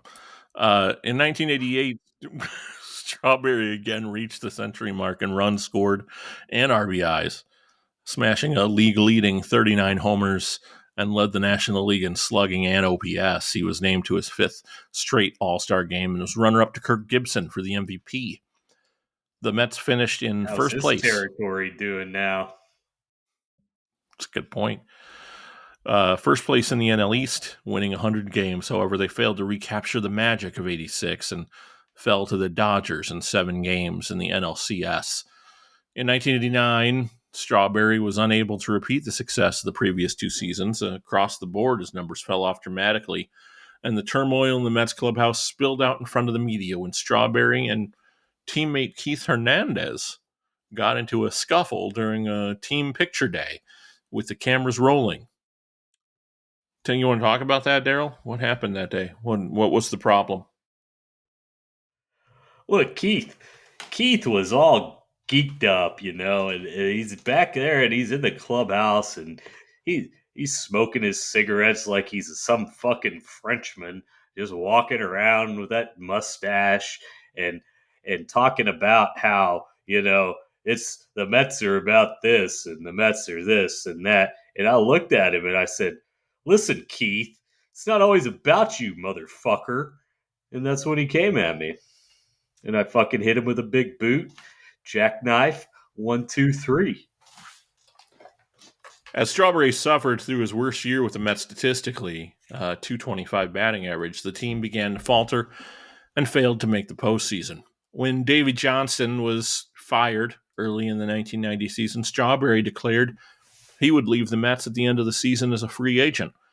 He performed well and earned a 7th consecutive All-Star appearance. His last season as a Met concluded with 37 home runs, career best 108 runs batted in. That offseason, Strawberry was true to his word and left the Mets to return home to Los Angeles, signing a 5-year contract for $20.25 million with the Dodgers. Strawberry's first year in LA, 1991, was his best in Dodger blue, but even though he was named to his 8th All-Star contest in July, he batted just .265, and his other numbers were down. In 1992, Strawberry played in only 43 games before injuring his back. He had back surgery in September. He tried to return far too soon and was off and on the disabled list for much of 1993, getting just 100 at-bats as his batting average tumbled to a disappointing 140. As he fell apart on the baseball field, his personal life was no better. He was going through a messy and public divorce from Lisa, and the ever-present drug and alcohol abuse rumors swirled around him despite his claims of sobriety. Eventually, Strawberry came clean to the Dodgers about his addiction, and they placed him on the disabled list, sent him to the Betty Ford Clinic. When he was finally released from treatment, the Dodgers cut ties with the once hailed hometown hero. Now, I must stop here because I will, as I have the baseball deviance, as we've established, I will remind our audience and you, pardon me, look, the Dodgers not only got Darryl Strawberry, they also got Eric Davis at the same time, and they were going to win every World Series from the rest of the 90s on, basically. Like, it was over. And that did not fucking happen because both of those men completely fell apart. And just, goes to show you. Because I remember specifically there was a fucking Sports Illustrated for kids. And, like, I think I was in 5th grade, so it would have been 91, 92. And I remember, and it had both of them on there. And yeah, like, dude, the fucking Dodgers were Daryl and Eric Davis. That would be like if you had, maybe not today, but I don't know, say 6 years ago, you had fucking Mike Trout and Bryce Harper on the same team. That's what it was. But, it didn't work out. After being away from the game for a little over a year, Strawberry found a team willing to take another chance on him, and he signed with the San Francisco Giants on June 19th, 1994. Strawberry was now 32 and promised the team that he was ready to live a drug-free lifestyle. The Giants felt his guarantee of sobriety was genuine and took a chance on the slugger. With Strawberry in the lineup, the Giants flourished and won 9 straight to come within 4.5 games of the division-leading Dodgers. Despite his less than overwhelming numbers, 4 home runs, 17 RBIs, and a .239 average and 92 at-bats, the Giants were impressed. The players' strike of 1994 interrupted the team's plans to capture the division from the Dodgers, but the Giants were left with a positive impression from Strawberry and his recovery, and he had a job waiting for him in 1995 in San Francisco. What do you remember about your time in San Francisco? I'd go to the Cow Palace every now and then, but other than that, I enjoyed the local fair at Fisherman's Wharf. That was great. Lots of interesting culture. I tell you, one of my favorite things to do was to go down to the what do they call it, the Height. Is it Hyde Ashbury? I can't tell you because I was so fucking high smoking so much crack down there. But it's where Jerry Garcia and the Grateful Dead used to hang out. Anyway, the Haight Ashbury district, I think it was called. So Yeah. I like that. And then, I'd go by the house where they filmed Full House. You remember that show? I do. I'd go by there and I'd eat out the chick that played Becky from behind, but she didn't fart in my face, so my eyes were good. Well, that's good. That's It was a fun town. yeah, it sounds fun. Yeah, big. That's what's her name? Lori Loughlin. Yeah, I think she fucking went to prison or something. Yeah, she did for helping her kid with SAT this or that or some bullshit, some white person bullshit that like rich white person problem stuff that she was just made an example of. Yeah. Yeah, it's the SAT on the SAAPSCA, I think. Holly. Sure. We were Strawberry, listening to Pac, Yeah, but Strawberry would not get the chance to get back to the Bay Area. Troubles with the IRS arose over fucking Rotunda. Yeah, let me tell you about Rotunda. This asshole. So he comes up to me at this, and he says, I think you made a little bit more of a payoff at this card show than I did. And I said, hey, fuck you, Mike. And you know what? I hope your fucking boy doesn't live to be an old man. That's right. Fuck it. Did he also wish the same to you? Yep. Brother. How about it? Troubles with the IRS arose over unreported income from card show appearances and facing the prospect of jail time. Strawberry relapsed into using hard drugs and began to fail drug tests and display erratic behavior. Drugs. Well, if you could see the cloud of smoke raising from Blake's microphone right now. Well, he was prepared to go to jail. I'm sorry, vapor, not smoke. Well, he was prepared to go to jail for the income tax charges. Strawberry was let off with probation, community service, and a hefty bill for back taxes. But once again, he would get another chance to turn his baseball career around, this time with the New York Yankees. No hot dogs. I'm not there, so I guess you can hot dog. Fuck it. Yankees owner George Steinbrenner believed he could rehabilitate Strawberry and that the 296-foot porch in right field was no match for his uppercut swing. From 1995 through the 1999 season, Strawberry was a member of the Yankees, but the dreams of Strawberry home runs landing in Yankee Stadium's right field porch with consistent regularity were never realized. Assistant to the traveling secretary George Costanza helped Strawberry work on. I got to plan that out next time. He was never able to recapture the glory he had experienced across town. George did teach me how to incorporate salted meats into my erotic behaviors. Pastrami is my favorite and probably the most erotic of the salted cured meats. That's where I landed. The 1995 season was hello to Paulie. 1995 season was full of setbacks for Strawberry. His legal troubles resulted in court-ordered restrictions that dictated where he could reside, the hours he was able to be away from his residence. Steinbrenner's determination to help Daryl turn his life around resulted in the Yankees appointing a full-time guardian to shadow Strawberry at all times, as well as regular drug testing to ensure that he would not slip up again. After rehabbing at the Yankees facilities in Tampa, Strawberry was ready to hit the field.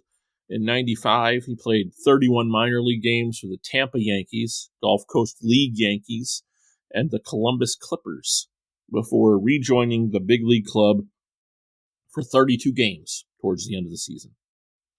Strawberry spent 63 games in 96 with the big league club and hit 11 homers.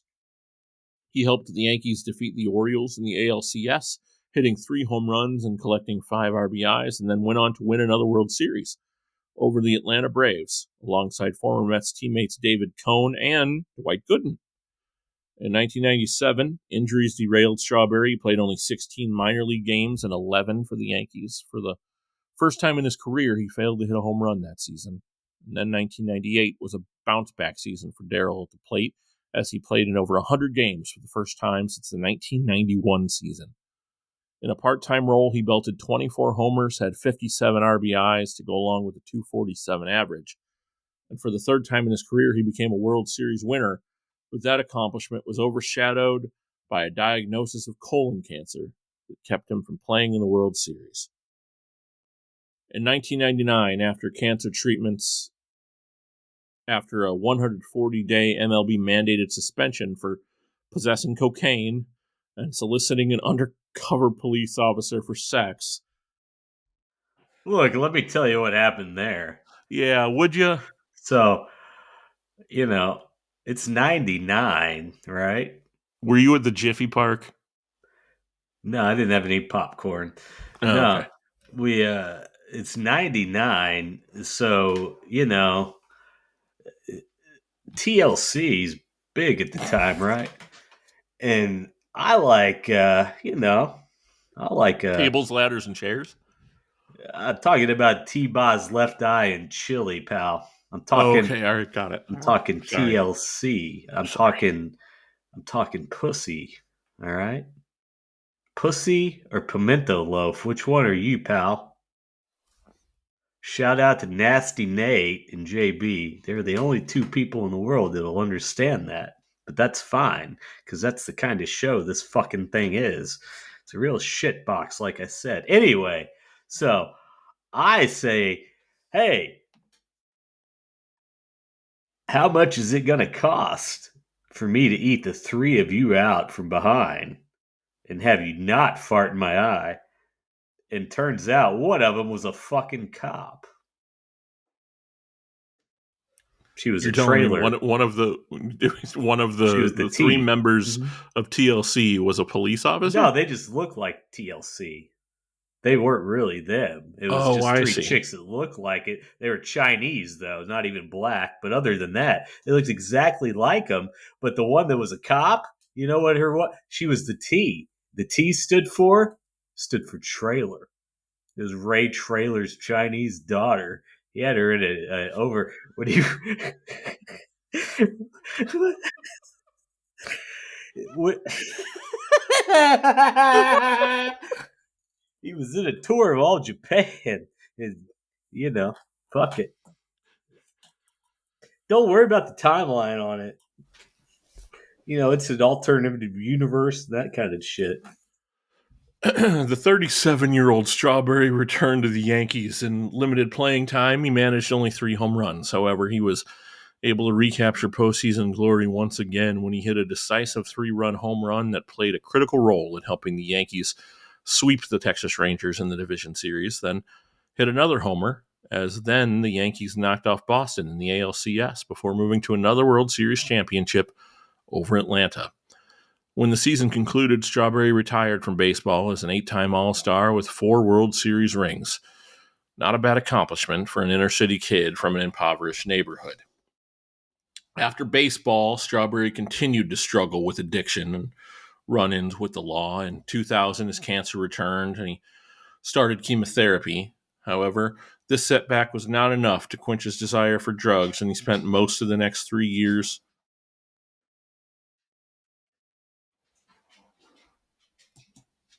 dog issues. He spent much of the next 3 years in and out of treatment centers and prison on drug-related charges. As of 2015, Strawberry was married to his wife, Tracy, and was an ordained minister. Not, I believe, in the Church of Satan. A frocked one, by the way. Nice. Not defrocked like you. He devoted a great deal of his time. Well, you've never been part of a black mass. That's wonderful news. He said he remained remorseful. Pal, every mass I do is a black mass. I see what you did there. He devoted a great deal of his time to his family, church, and his charity work for those affected by autism. He said he remained remorseful for his past actions and was fully aware of the impact they had on his career. With his natural talent, Strawberry could have been one of baseball's greatest hitters if it were not for his naive nature, immaturity, and ultimately his substance abuse. In a book published in 2009, he admitted, I made some good choices and I made some really bad ones. I mean, it's like anything else. Fuck it. Ladies and gentlemen, Mr. Daryl Eugene Strawberry on the whole ball game. What a masterful tale you told there, Gizzle. Thank you for that. Oh, yeah, it is interesting, isn't it? Like as we were going through the kind of and look, he clearly. Wait till you hear this next one, because you think he was fucked up and had some issues with the drugs. Old Doc is certainly a little bit more screwed up, and you see why he is Razor. It's really fascinating the similarities between and where they ended up landing. It's shocking to me. The numbers are there, especially if you look at who else. I mean, look at Blake and I, especially in early episodes of the program, would joke about Harold Baines. But the fact that Harold Baines is a Hall of Famer and Darryl Strawberry's not a Hall of Famer is a little suspect. Yeah, he just lost too many of his good years to all this shit. So there's no reason, if Daryl would have stayed healthy, he would have ended with 500 plus homers and all that bullshit. But he, like he said, he made some good choices and some really bad ones. I'd forgotten about all the World Series rings he won, and With the Yankees, yeah. I didn't. 3 of them. I didn't remember him being there for 4 years. I knew he was there towards the end in the 90s, but I don't know. He didn't play a whole lot, so except for a few years. But anyway, Me and Daryl, we never crossed paths on the same teams, but we played for a lot of the same teams. yeah. Let's see. I was a Yankee, and I was a Giant. I was a Cub too, but Daryl wasn't ever a Cub. I think you guys. Maybe he might know. No. No, I checked. I went back and double checked my own records. I didn't remember much, but What about All-Star games? I think the year that I started the All-Star game, I think that was 1989. Yeah. Yeah, he was in the All-Star game that year. A nice guy, but a little wild-eyed when I remember meeting him. Well, you got to remember too where the '89 game was. That was out there in Anaheim, so you're close to home. So he was undoubtedly fucked up, Rick. That's explain the wild-eyed. Well, or was he a Southern boy? We're all a little fucked up here and there, aren't we? Then. Well, no, you're really whether it's fucked cocaine, up. whether it's cocaine or juice, homicide. Sure, yeah, or Hernandez. You understand? There's addictions all over. I don't know. Like Gabe here, I think he's addicted to gambling again. He's been on the MGM app a lot and betting on this March Madness nonsense. He put together a parlay the other day that was supposed to win him something like $9,000 to $7,000 on a $20 bet. And he was up all night, so excited about it. We were talking, and he was just all through and he won the first 4 games of the 8-game parlay, and then it all came crashing down and it hurt inside. I was gonna say it was at 4. What last I knew? Are you telling me it immediately fell off after that? I don't know where the fuck the two of you get off talking about my bullshit, but hey, if I can throw $20 at something and come back with 97,000, sure, that's great. The issue, of course, is that never happens. You can't I understand. You can't win it if you're not in it. That's you make a real valid point, Blake. Yeah. Thank you for that. Appreciate your help and your support in this endeavor. That's why I'm here. Yeah. Should we visit the good doctor? Hey, yo. oh. Hi, Doc. All right. Oh, shit. I just noticed the name of the person that's written this. So, our story by Q Marvin. This article was written by Lee Cluck. I tell you, Roy boy, I bet he tastes like a savory duck on a Saturday night at a Chinese restaurant, hanging in the window. Like the Chinese TLC that Daryl met. I had no idea that Ray Traylor had a Chinese daughter. Half Chinese, of course. Yeah. No, man. If you ever take a trip, I bet she was a big girl. Hi, China. Mm-hmm. You better watch yourself because I'll be doing TLC. I don't know. Fuck it. All right. Something about Chinese finger cuffs in there somewhere. Chinese finger cuffs. Whoa. He carries some finger cuffs and they're Chinese too. Yeah, there you go. He carries some finger cuffs and the Chinese too. You're looking for trouble, he's gonna come inside you. You're looking for chow mein. Oh, if you're looking for chow mein, he's gonna come inside you. Hard times. Keep on dancing. Hey, baby, keep on dancing, show. Oh shit, that's gimmick infringement. I don't know what's happening. There is no doubt that Dwight Doc Gooden should be considered one of the baseball's biggest stars of the 1980s. There's also no doubt that he should be thought of as one of the game's largest cautionary figures of the same period.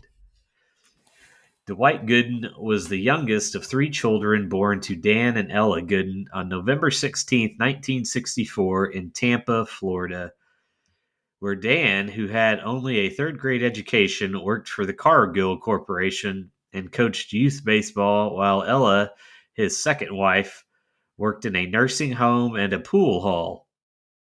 According to Gooden, baseball was one of his father's great passions, and it permeated the relationship between the father and the son from the beginning. Often this meant that Dan and Dwight would spend countless hours talking, practicing, or watching the game in order to make Dwight the best player possible. This treatment paid off very quickly as the lanky Gooden aged. At 7, he learned the overhand curveball that would help him dominate hitters during his big league career. At 9, he was an integral part of a 10 to 14-year-old Little League team that qualified for the Little League World Series, though Dwight couldn't play in the tournament because he was too young, and also playing softball against adults who played semi-pro baseball for his father.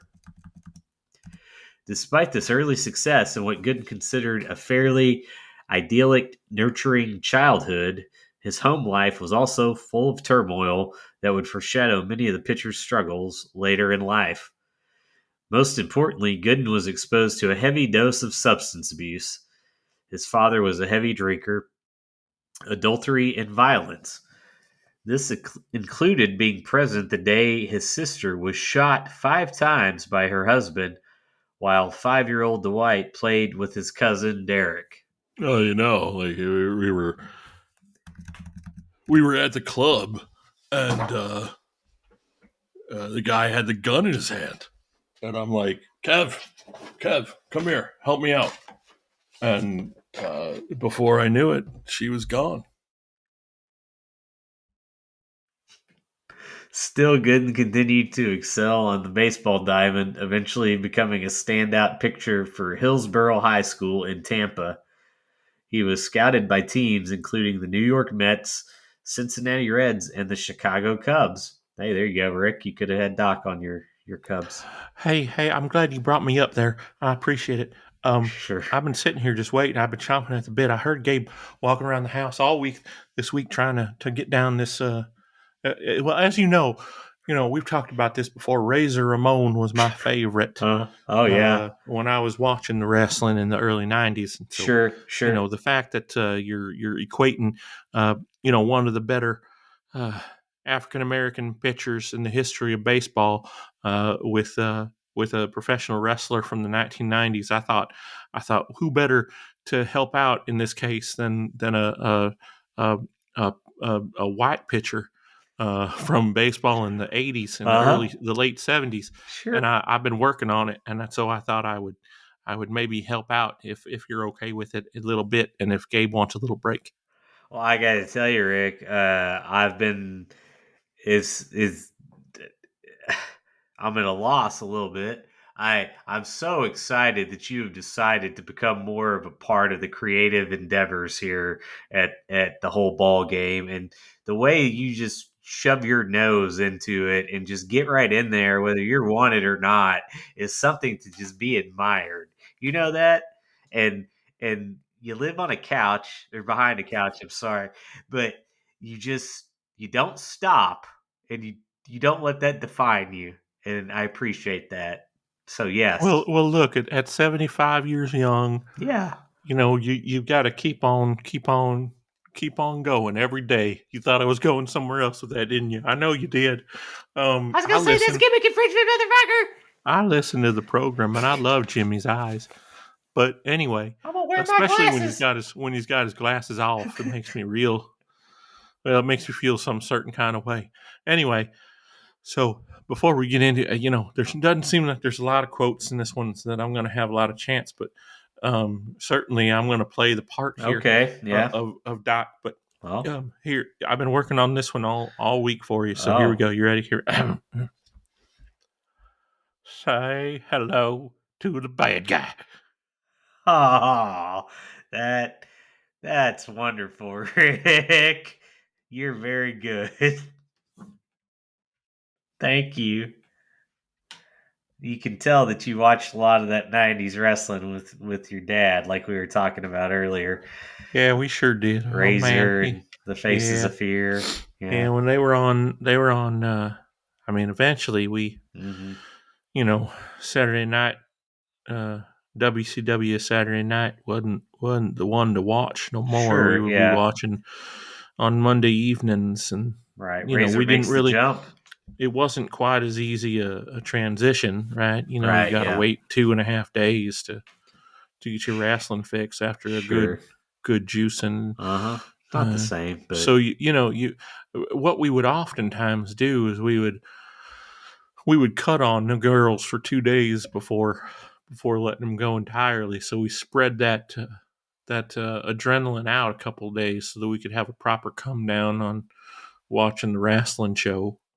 so what we've had here is a real full circle moment in the show because as Rick just laid out, these poor girls suffered for 2 days longer because Ted Turner told Scott Sassa to give Eric Bischoff 2 hours on Monday night, and look at the butterfly effect that caused in Effingham on the farm. My God. That's what I we t- do, folks. I tell you, Is what I we sent do. I sent Donnie a couple of fingernails from my girls in the mail this week, Oh, so he should be on the lookout there as well. Um, one of them's the one I used on your boss too, so he should he should hold on to it and I mean use it if you want to. If that's your kink, I'm not here to kink shame nobody. use it as if it just is known and needs to be unsaid is how you would use that fingernail Well, in sure, you got in to the slide it in sexual between. manner. You got to slide it in between the gap, and even if you Uh don't have a gap, just the space in between your teeth. And sometimes that resistance, that pain that comes from sliding it through, yeah, is all you need to go over top the plateau that you're looking for. You understand? to come. That's what you're saying.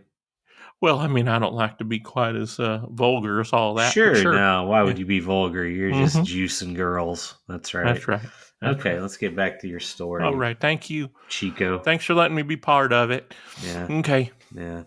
No problem, bad guy. Still, Gooden continued to excel in the baseball diamond, eventually becoming a standout. I feel like I read that. Did I? No. Hillsborough High and Tampa. He was scout. Oh yeah, there it was by the Mets, Reds, and Cubs. He also received scholarship offers. The Mets took Gooden with the 5th overall pick in the 1982 amateur draft, and he signed a deal worth $40,000 with an $85,000 signing bonus.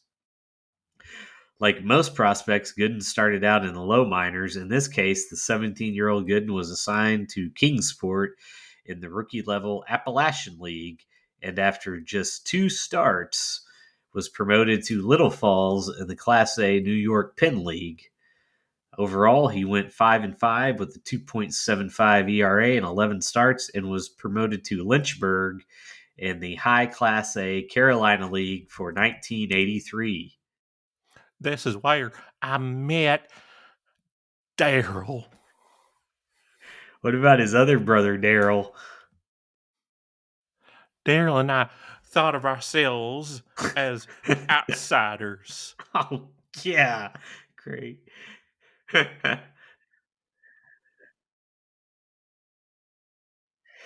I can just, I can see you in every different red and black. Wolfpack is back causing mass destruction. It's to see the bad boys are wrestling. It's in the man of the mission.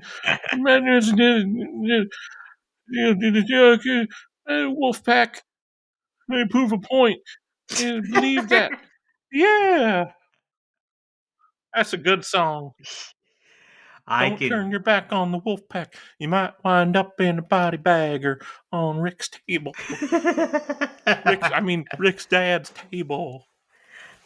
I can see you in every single NWO Walmart shirt ever made, Rick. Just all of them.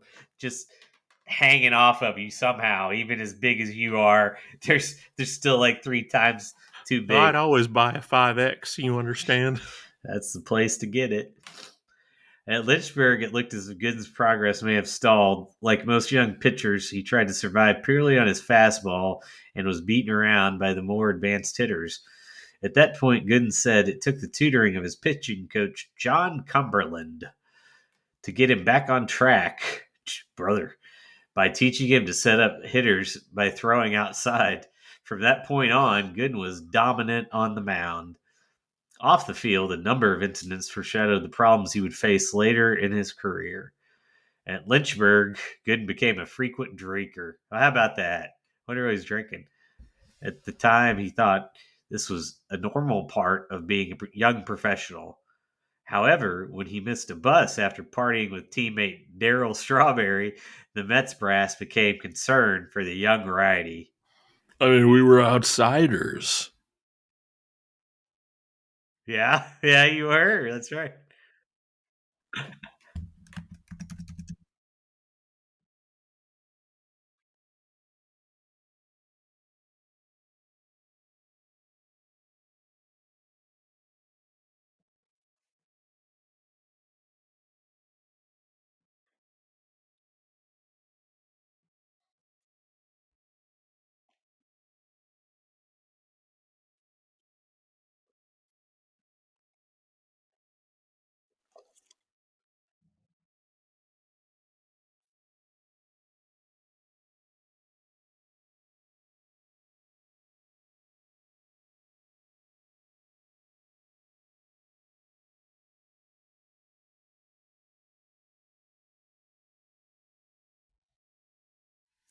Of course, it is early, he said. I don't know if you heard that. Yeah. Like he's supposedly straight at the time. That's from 2009, I think. That clip, and like right in the middle of him saying, "I'm straight today," and then just off to the side of the camera, looks at the camera, and goes, "Of course, it is early." Yeah, well, it's one of those things where, like, smoking weed doesn't count, this doesn't count, whatever. But, God, I got such a problem with, like, just that whole sentiment, because here's the deal. So I don't know, probably, maybe I'd never come up, but so I got a master's in social work, so I got a little bit of a background with some knowledge of this kind of shit. And I don't know how the fuck anybody could go through that many rehabs and that whatever. And, you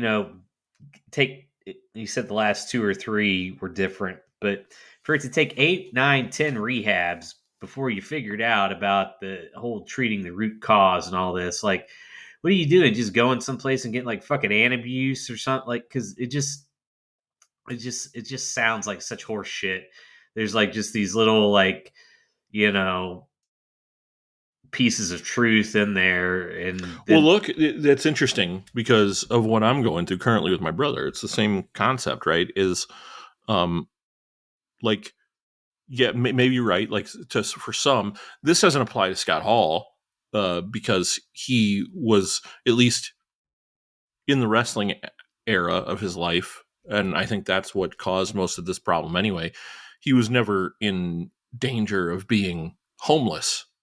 Yeah. But like, makes it all worse. I would say 90% of the issue right now with my brother is it's not even about the fact that he's an addict, although he is, and he's been on methadone for 12 years or something like that, on and off. But he's been in and out of rehab 3 times in 7 months, mostly because he's not got anywhere else to go that can provide a warm bed outside of a homeless shelter. Yeah. Right? Like, so that aspect of it, I think, is strong as well. And so this time, apparently, he's finally going to get moved out to a 3-quarter house. But like, I think that's part of that vicious cycle of going back and going back and going back, is that they just can't get their feet underneath them enough to have consistent housing and a job to pay for that housing. Yeah, that's certainly, I did not a lot of my semester at my undergrad was with the agency that worked with the homeless, and it's a nightmare because to get one thing, you need these two things that you can't get without this thing that you can't have without these, and they don't have any of it because they're fucking homeless. Okay, Correct.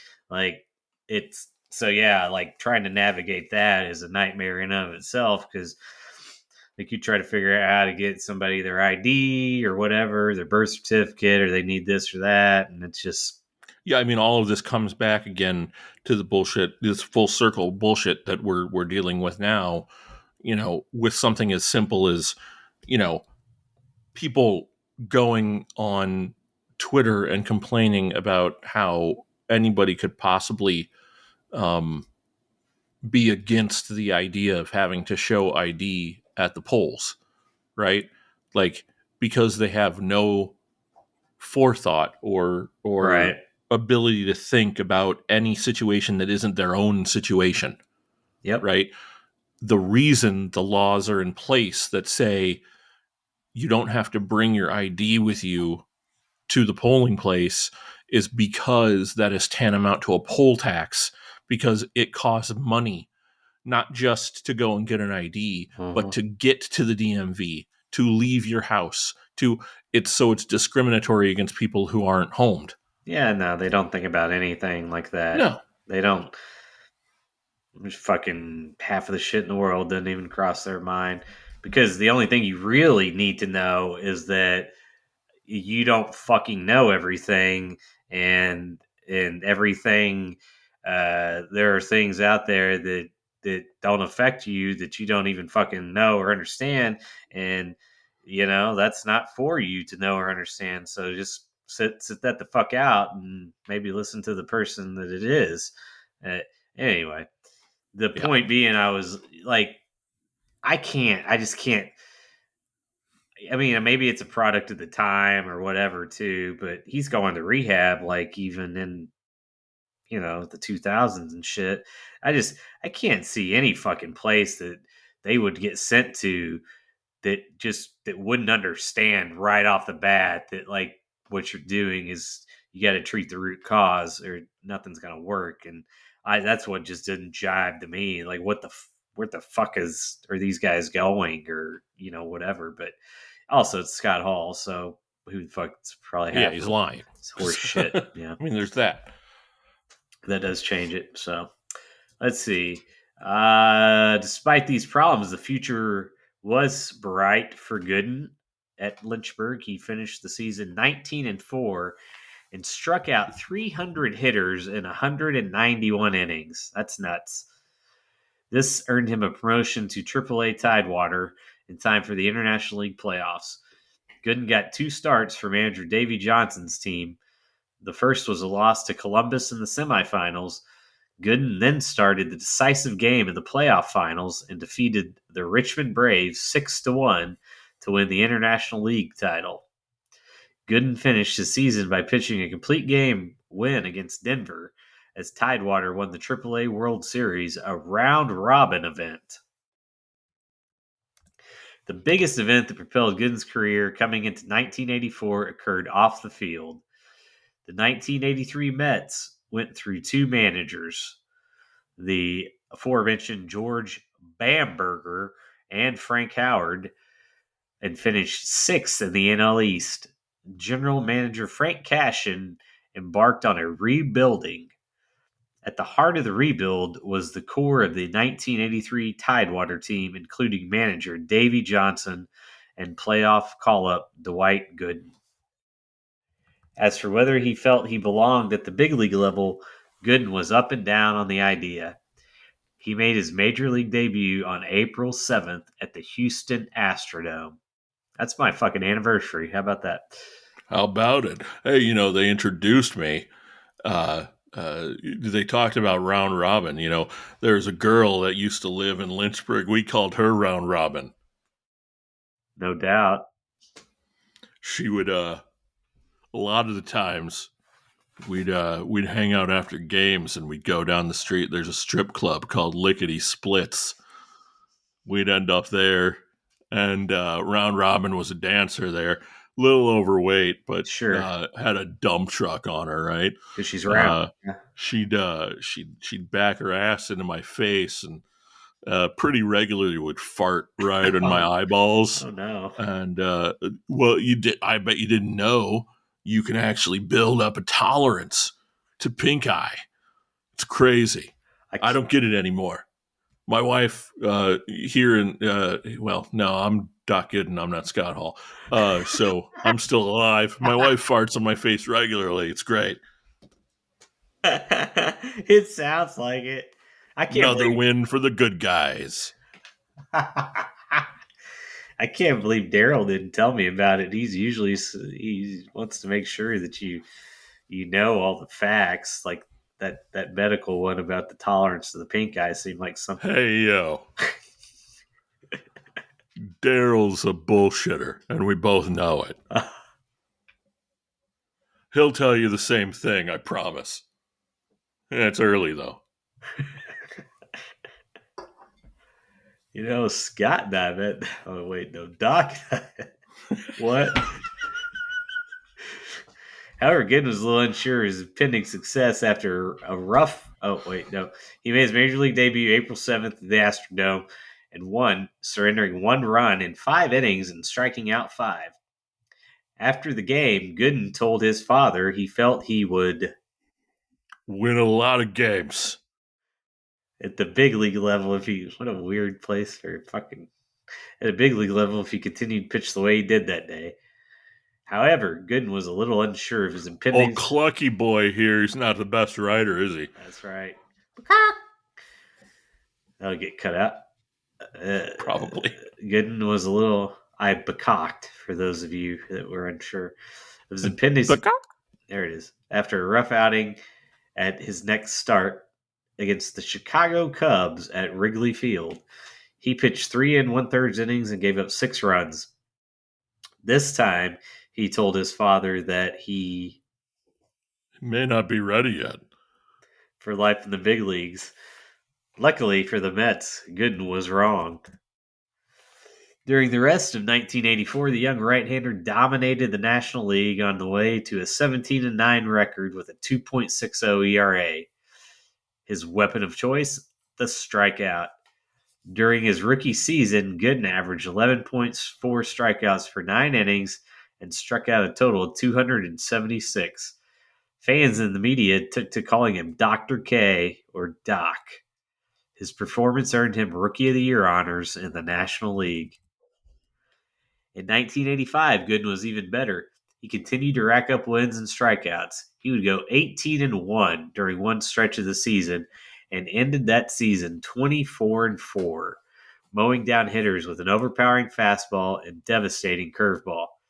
He struck out 268 hitters in 276 2/3 innings and finished with an ERA of 1.53. All of this would earn him the National League Cy Young Award. His dominance on the field helped the Mets begin to look like contenders and made Gooden a proven commodity for advertisers. By the start of the 1986 season, Gooden was a spokesman for Polaroid, Kellogg's, Spalding, and Toys R Us. Hey, look, I love to take pictures. Yeah. Right? Especially of round robin. I'd eat cornflakes off of her dumper at home. So Kellogg's natural fit, and everybody loves Battle Creek, right, Billy? Spalding, right? Like it's baseball, right? So, and then Toys R Us. I'm a Toys R Us kid, man. I'm a big kid. Look what I can do. I can take more drugs than you. Thanks, Scott. You really nailed that humor. Daryl, wow. I'm a big kid now.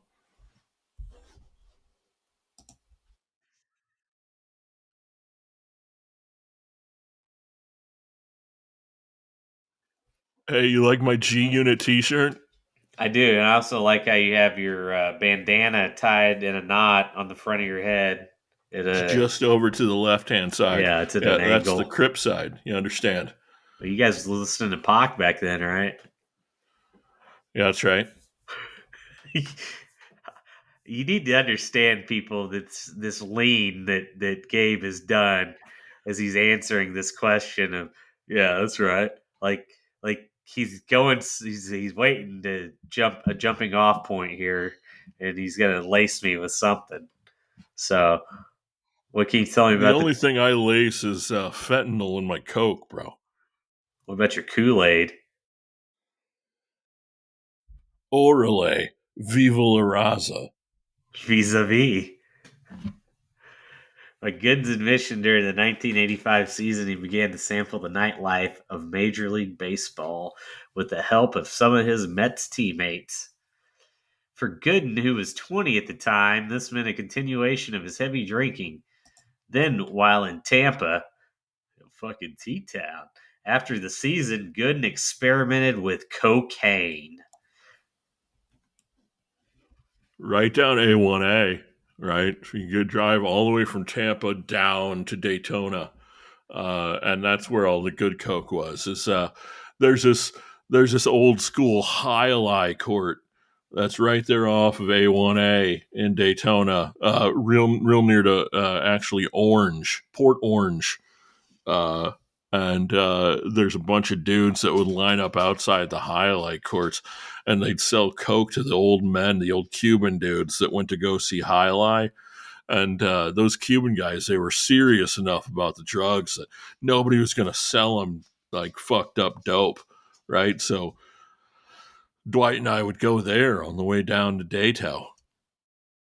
Incredible detail. I appreciate that. Yeah. The They would never, but Daryl would never let me drive. I was a real shitty wheelman. Yeah, there's no fucking way I was gonna let Doc drive. He drove once and fucking nails shit his pants. So nah, no way. And plus, he didn't know where the fuck he's going. He doesn't know the highways like I do. He didn't know all the best routes. He didn't know all the best places to stop. You know, you know, Doc's a great wingman, but a wheelman, nah, I don't think so, pal. Anyway, cocaine use in the majors was no huge shock at this time. It permeated clubhouses throughout the league as much as performance enhancing drugs would a generation later. Gooden became a seasoned user during the 1986 season, all while he continued to dominate on the field.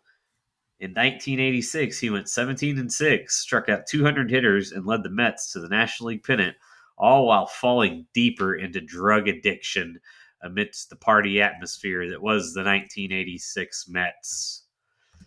In the World Series, Gooden was less successful. In his first start, in Game 2, Gooden earned the loss as he struggled and was chased after, giving up 6 runs in 5 innings to the Boston Red Sox. Then in Game 5, Gooden lost again.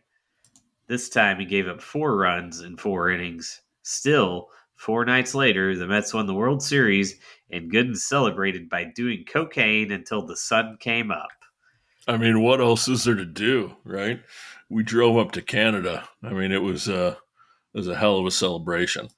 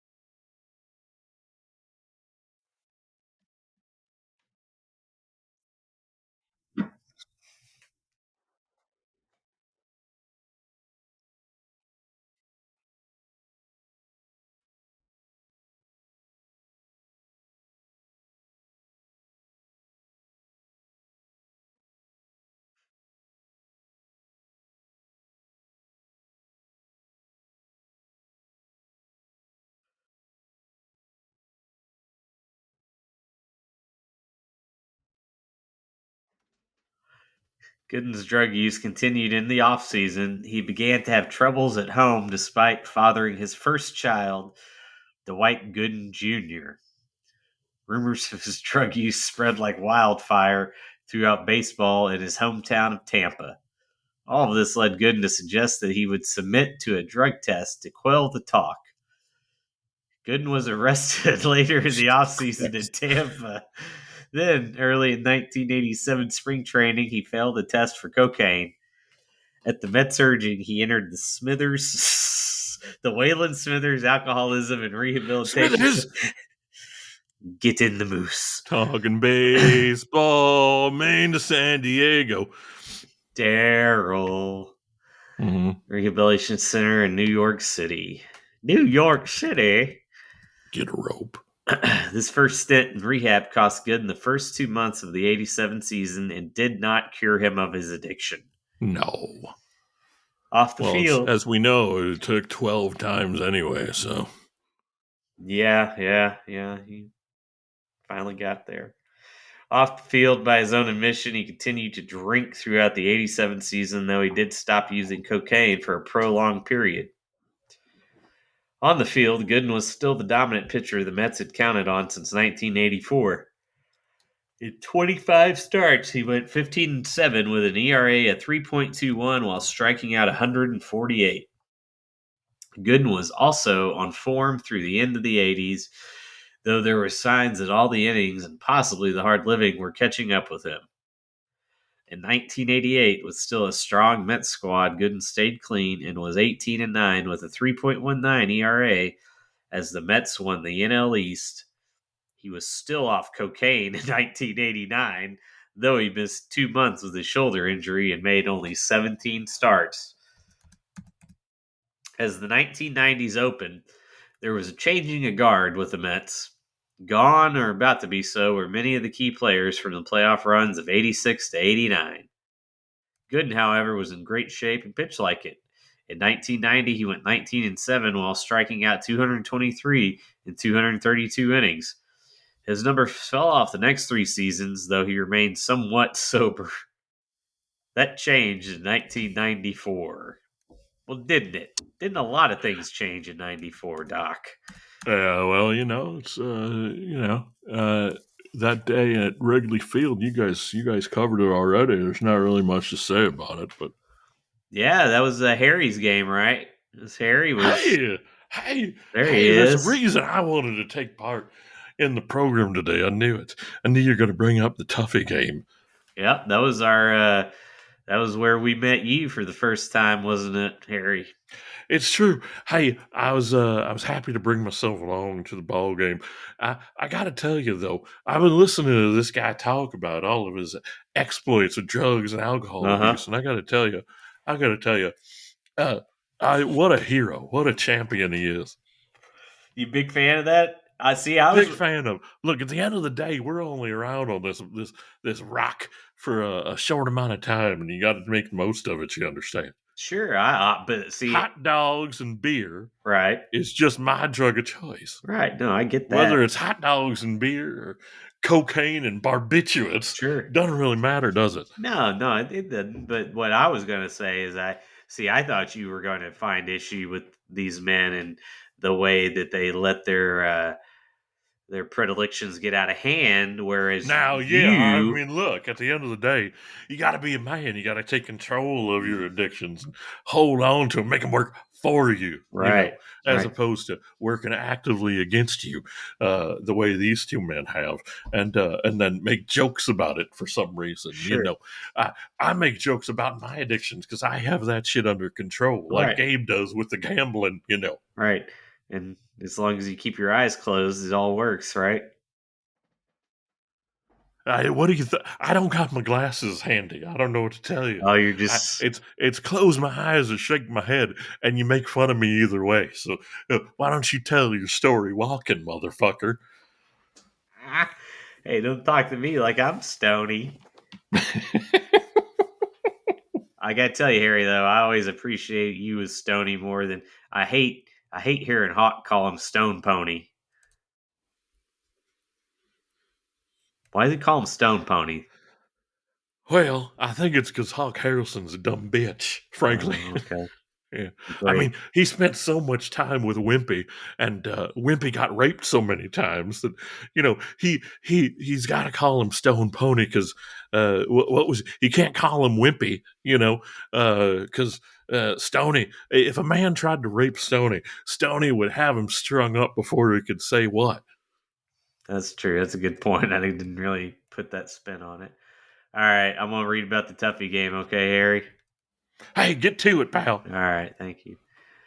That season, Gooden became a historical footnote when he gave up 3 home runs to journeyman outfielder Tuffy Rhodes on opening day at Wrigley Field. He kicked a bat rack and broke his toe.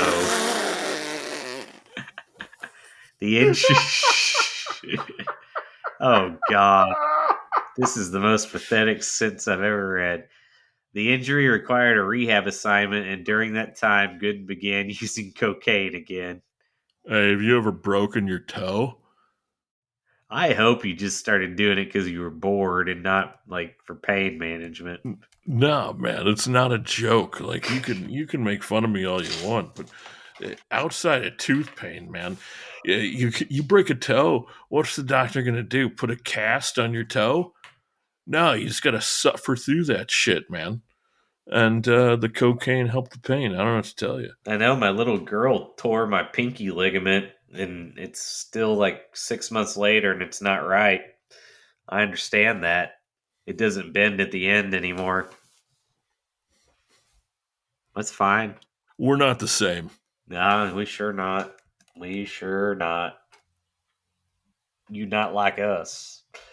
Gooden's second relapse coincided with the beginning of the players' strike in 1994. Here we are again.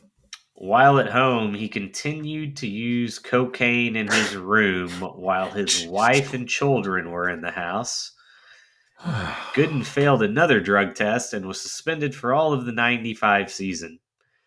Gooden entered Narcotics Anonymous with the help of Ray Negron, a consultant with the Yankees, an assistant to the assistant to the assistant of the traveling secretary, and he began working toward a comeback. Gooden's comeback began in the winter of 96. In February, he signed a free agent contract with the Yankees. During his early starts that season, he was largely ineffective, and it seemed that a comeback would be a short one. Still, Gooden rallied to pitch a no-hitter against the Seattle Mariners at Yankee Stadium on May 14th. He finished 11-7 with the Yankees and was firmly back in the majors, albeit as a journeyman. Gooden was back with the Yankees in 1997 and even made a start in the American League Division Series. He got a no decision as Cleveland defeated the Yankees 3-2. After the season, he signed a free agent contract with the Indians and went 11-10 over 2 seasons. Gooden pitched for Houston, Tampa Bay, and the Yankees in 2000. After a tough spring in 2001, he chose to retire before the Yankees released him. It's been a joyous ride. Sounds like it, Gooden said. Gooden worked as a front office assistant for the Yankees, but began using cocaine again. This led to his third attempt in rehab. As you know, there were 12. In 2004. Drugs were not Gooden's only problem during this period. In March 2005, he was arrested for hitting his girlfriend.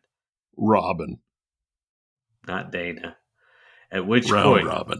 Yes, not Flat Robin. She doesn't make as much. At which point, he left the Yankees. In August, Gooden led police on a high-speed chase in Tampa that quickly... Yo, brother, I was driving the Charger down in T-Town, and it was going by Paul Orndorff's house, dude, and then I saw Doc Gooden he was in a high-speed chase. It is an ORV, dude, bullet holes, and I was like, shit, this is like the time I ate weight at Godfather's. And then Brooke Teedy was like, Dad, you're full of shit. That didn't happen. And I said, no, but her sister did, dude. What? He missed a court-ordered domestic abuse prevention class, which triggered a 10-day incarceration in the Hillsborough County Jail. Gooden was sentenced to 3 years probation and community service stemming from the traffic stop and fugitive arrest. As part of this, he underwent rehab for a fourth time in 2006. After 3 months of sobriety, Gooden relapsed in the spring of 2006. This relapse was a parole violation, and Gooden was sentenced to a year and a day at a maximum security state prison in Lake Butler, Florida. Ever been to Lake Butler? No. I don't recommend it. Thank you. I'll take that to heart. After the prison stint, Gooden tried to once again establish firm footing in his personal life. This included reconciling with the Mets during the final year of play at Shea Stadium in 2008 and the first year of play at Citi Field in 2009. He was inducted into the Mets Hall of Fame in 2010 along with Davey Johnson and Darryl Strawberry. Despite this, Gooden relapsed again that year.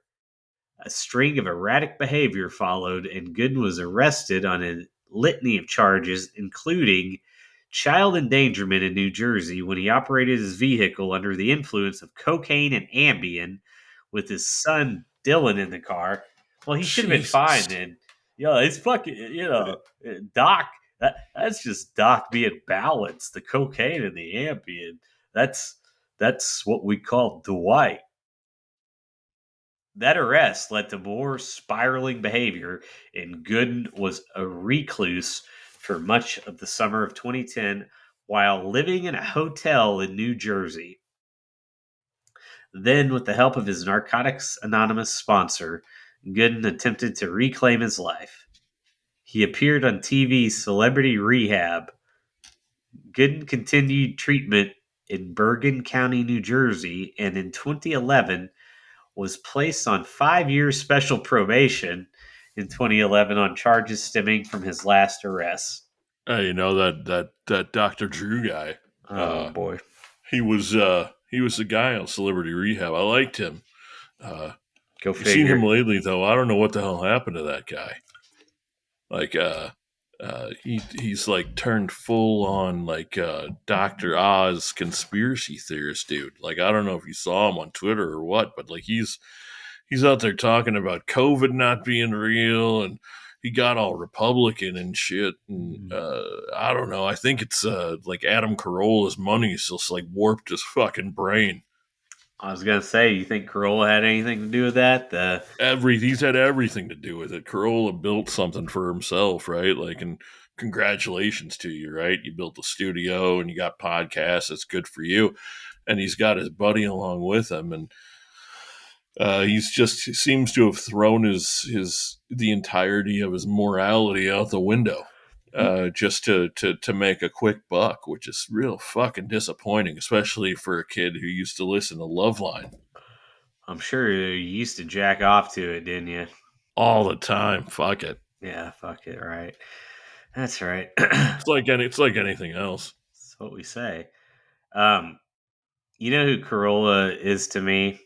He is a shitty, poor man's Norm Macdonald. That's shitty poor man. That's fine. Yeah, he's got the same kind of delivery for sure. He's trying to be Norm, but he's not, because there was only one Norm. You can't do that, and he's like a you know what he is. He's like if say, let's see. I need one more. Okay, say Ben Savage, Norm Macdonald, and Adam Sandler did third male procreation. That would be what came out of it. Would be Adam Carolla. Pretty good. Pretty good. So let's Ben wrap. Savage. Good for you. Yeah. Not Fred. Ben. It needs to be Ben. Correct. Because of the hair. Uh-huh. When's Topanga gonna get naked? The other one did, and the redhead. The redhead from Boy Meets World that dated the older brother, Maitland Ward. She's doing porn now. I don't know who that one is.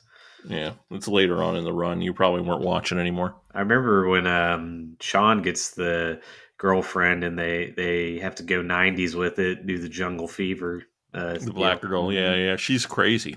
Oh, like real life crazy. Good. Yeah. Why do you know this? Because we had like the cast come to New York Comic Con Oh, okay. 20. I can't remember if it was pre-pandemic or post-pandemic, but it was the first time they ever did a whole cast thing, and it was the last time they did it too, because Ben Savage has recently gone a little nuts. Oh yeah. Like he ran for Democratic office in California, and then like completely cut off all of his co-stars, like has not talked to any of them since, and they all have a podcast, and he won't return phone calls. Like, but maybe, you know what? Maybe it's not him going crazy. Maybe it's him just not wanting to deal with celebrity anymore, which I can't really blame him for, frankly. Well, I got to tell you that his buddy's face really pissed me off. So I can't imagine wanting to see him either. He had a gap in his teeth like Dave. Yeah, well, Ryder Strong. That was his Ryder name. Strong. Yes, sir. Bitch ass motherfucker. Look, was Topanga there? Yeah. Did you smell it? It was fucking awesome. What'd she smell like? Look. Hey, this is for Papa, all right? This is what we're talking about here. That's all right. fine. Let's do this. All right? Mhm. This is what we were built for. Do you remember you remember herbal essences, right? Like, oh, yeah. Like that's what I got out of the deal, because like we were backstage after the main stage thing. That's right. I got a picture with her. I got to find it's in my thing. I'll find it and put it on the Twitter or something. Send that to me. But basically, it's so you take a picture and you put your arm around them, but like not on the waist, because that's inappropriate. So it's like you're kind of just hovering, right? But because you went a little lower close this enough time, to didn't smell you? her. Huh? No, No? Close enough to smell her hair. You know what I mean? That was the key. And so yeah, I took a whiff, and it was very, very like fruity, and you know what I mean, just really sweet smelling, like that's that sweet shampoo. Yeah, very, very, very nice. Not not white diamonds at all. Now let me ask you this, Gabe. Did she fart in front of you? She didn't. No. Okay. Look, I'm still in pop culture. There's a chance. Thank you, Papa. Baba Booey. All right, let's wrap this up. As of 2015, Gooden has been sober since March 11th, 2012. What a weird fucking way to say that. Why couldn't... As of 2015... That's right. Living in New York, he is the spokesman for pinktide.org, a sports charity that helps in the fight against cancer. In 2015, he said he still loved baseball and especially the Mets. Just as an addendum, in 2019, Gooden returned to rehab, disclosing that the first time he went, he was just 21. Here's what he said to the New York Post. I never thought I'd see myself at 54 going back to treatment. First time was at 21, but basically I'm going away tonight to try to get some help to save my life. I'm very embarrassed, very shameful. I feel bad for anybody I disappointed or let down. This time, I mean, at my age, I've been doing this for 30-something years. And so that's where we currently sit. In Dwight's story, he's been sober since 2019. OTD, baby, as they say. Wait, now. ODT, baby. One day. ODAT. Fuck it. You know what One they day say, at a baby? time. They say ODB. They say, this old dirty bitch. I'm gonna be my pussy. Pussy. Hey, did you have her meat good. truck? Yes. And it was bad. Like, it was a bad barbecue sandwich. That's all it was. Great. You know what? I got at her meat truck. We were both in Shamburg, right? Yeah. Yeah. What'd you get? I got a fucking pink eye. She farted in my eye. And with that, we leave you, because we can't top it. That, my friends, what is it, Blake? That's the whole fucking ball game.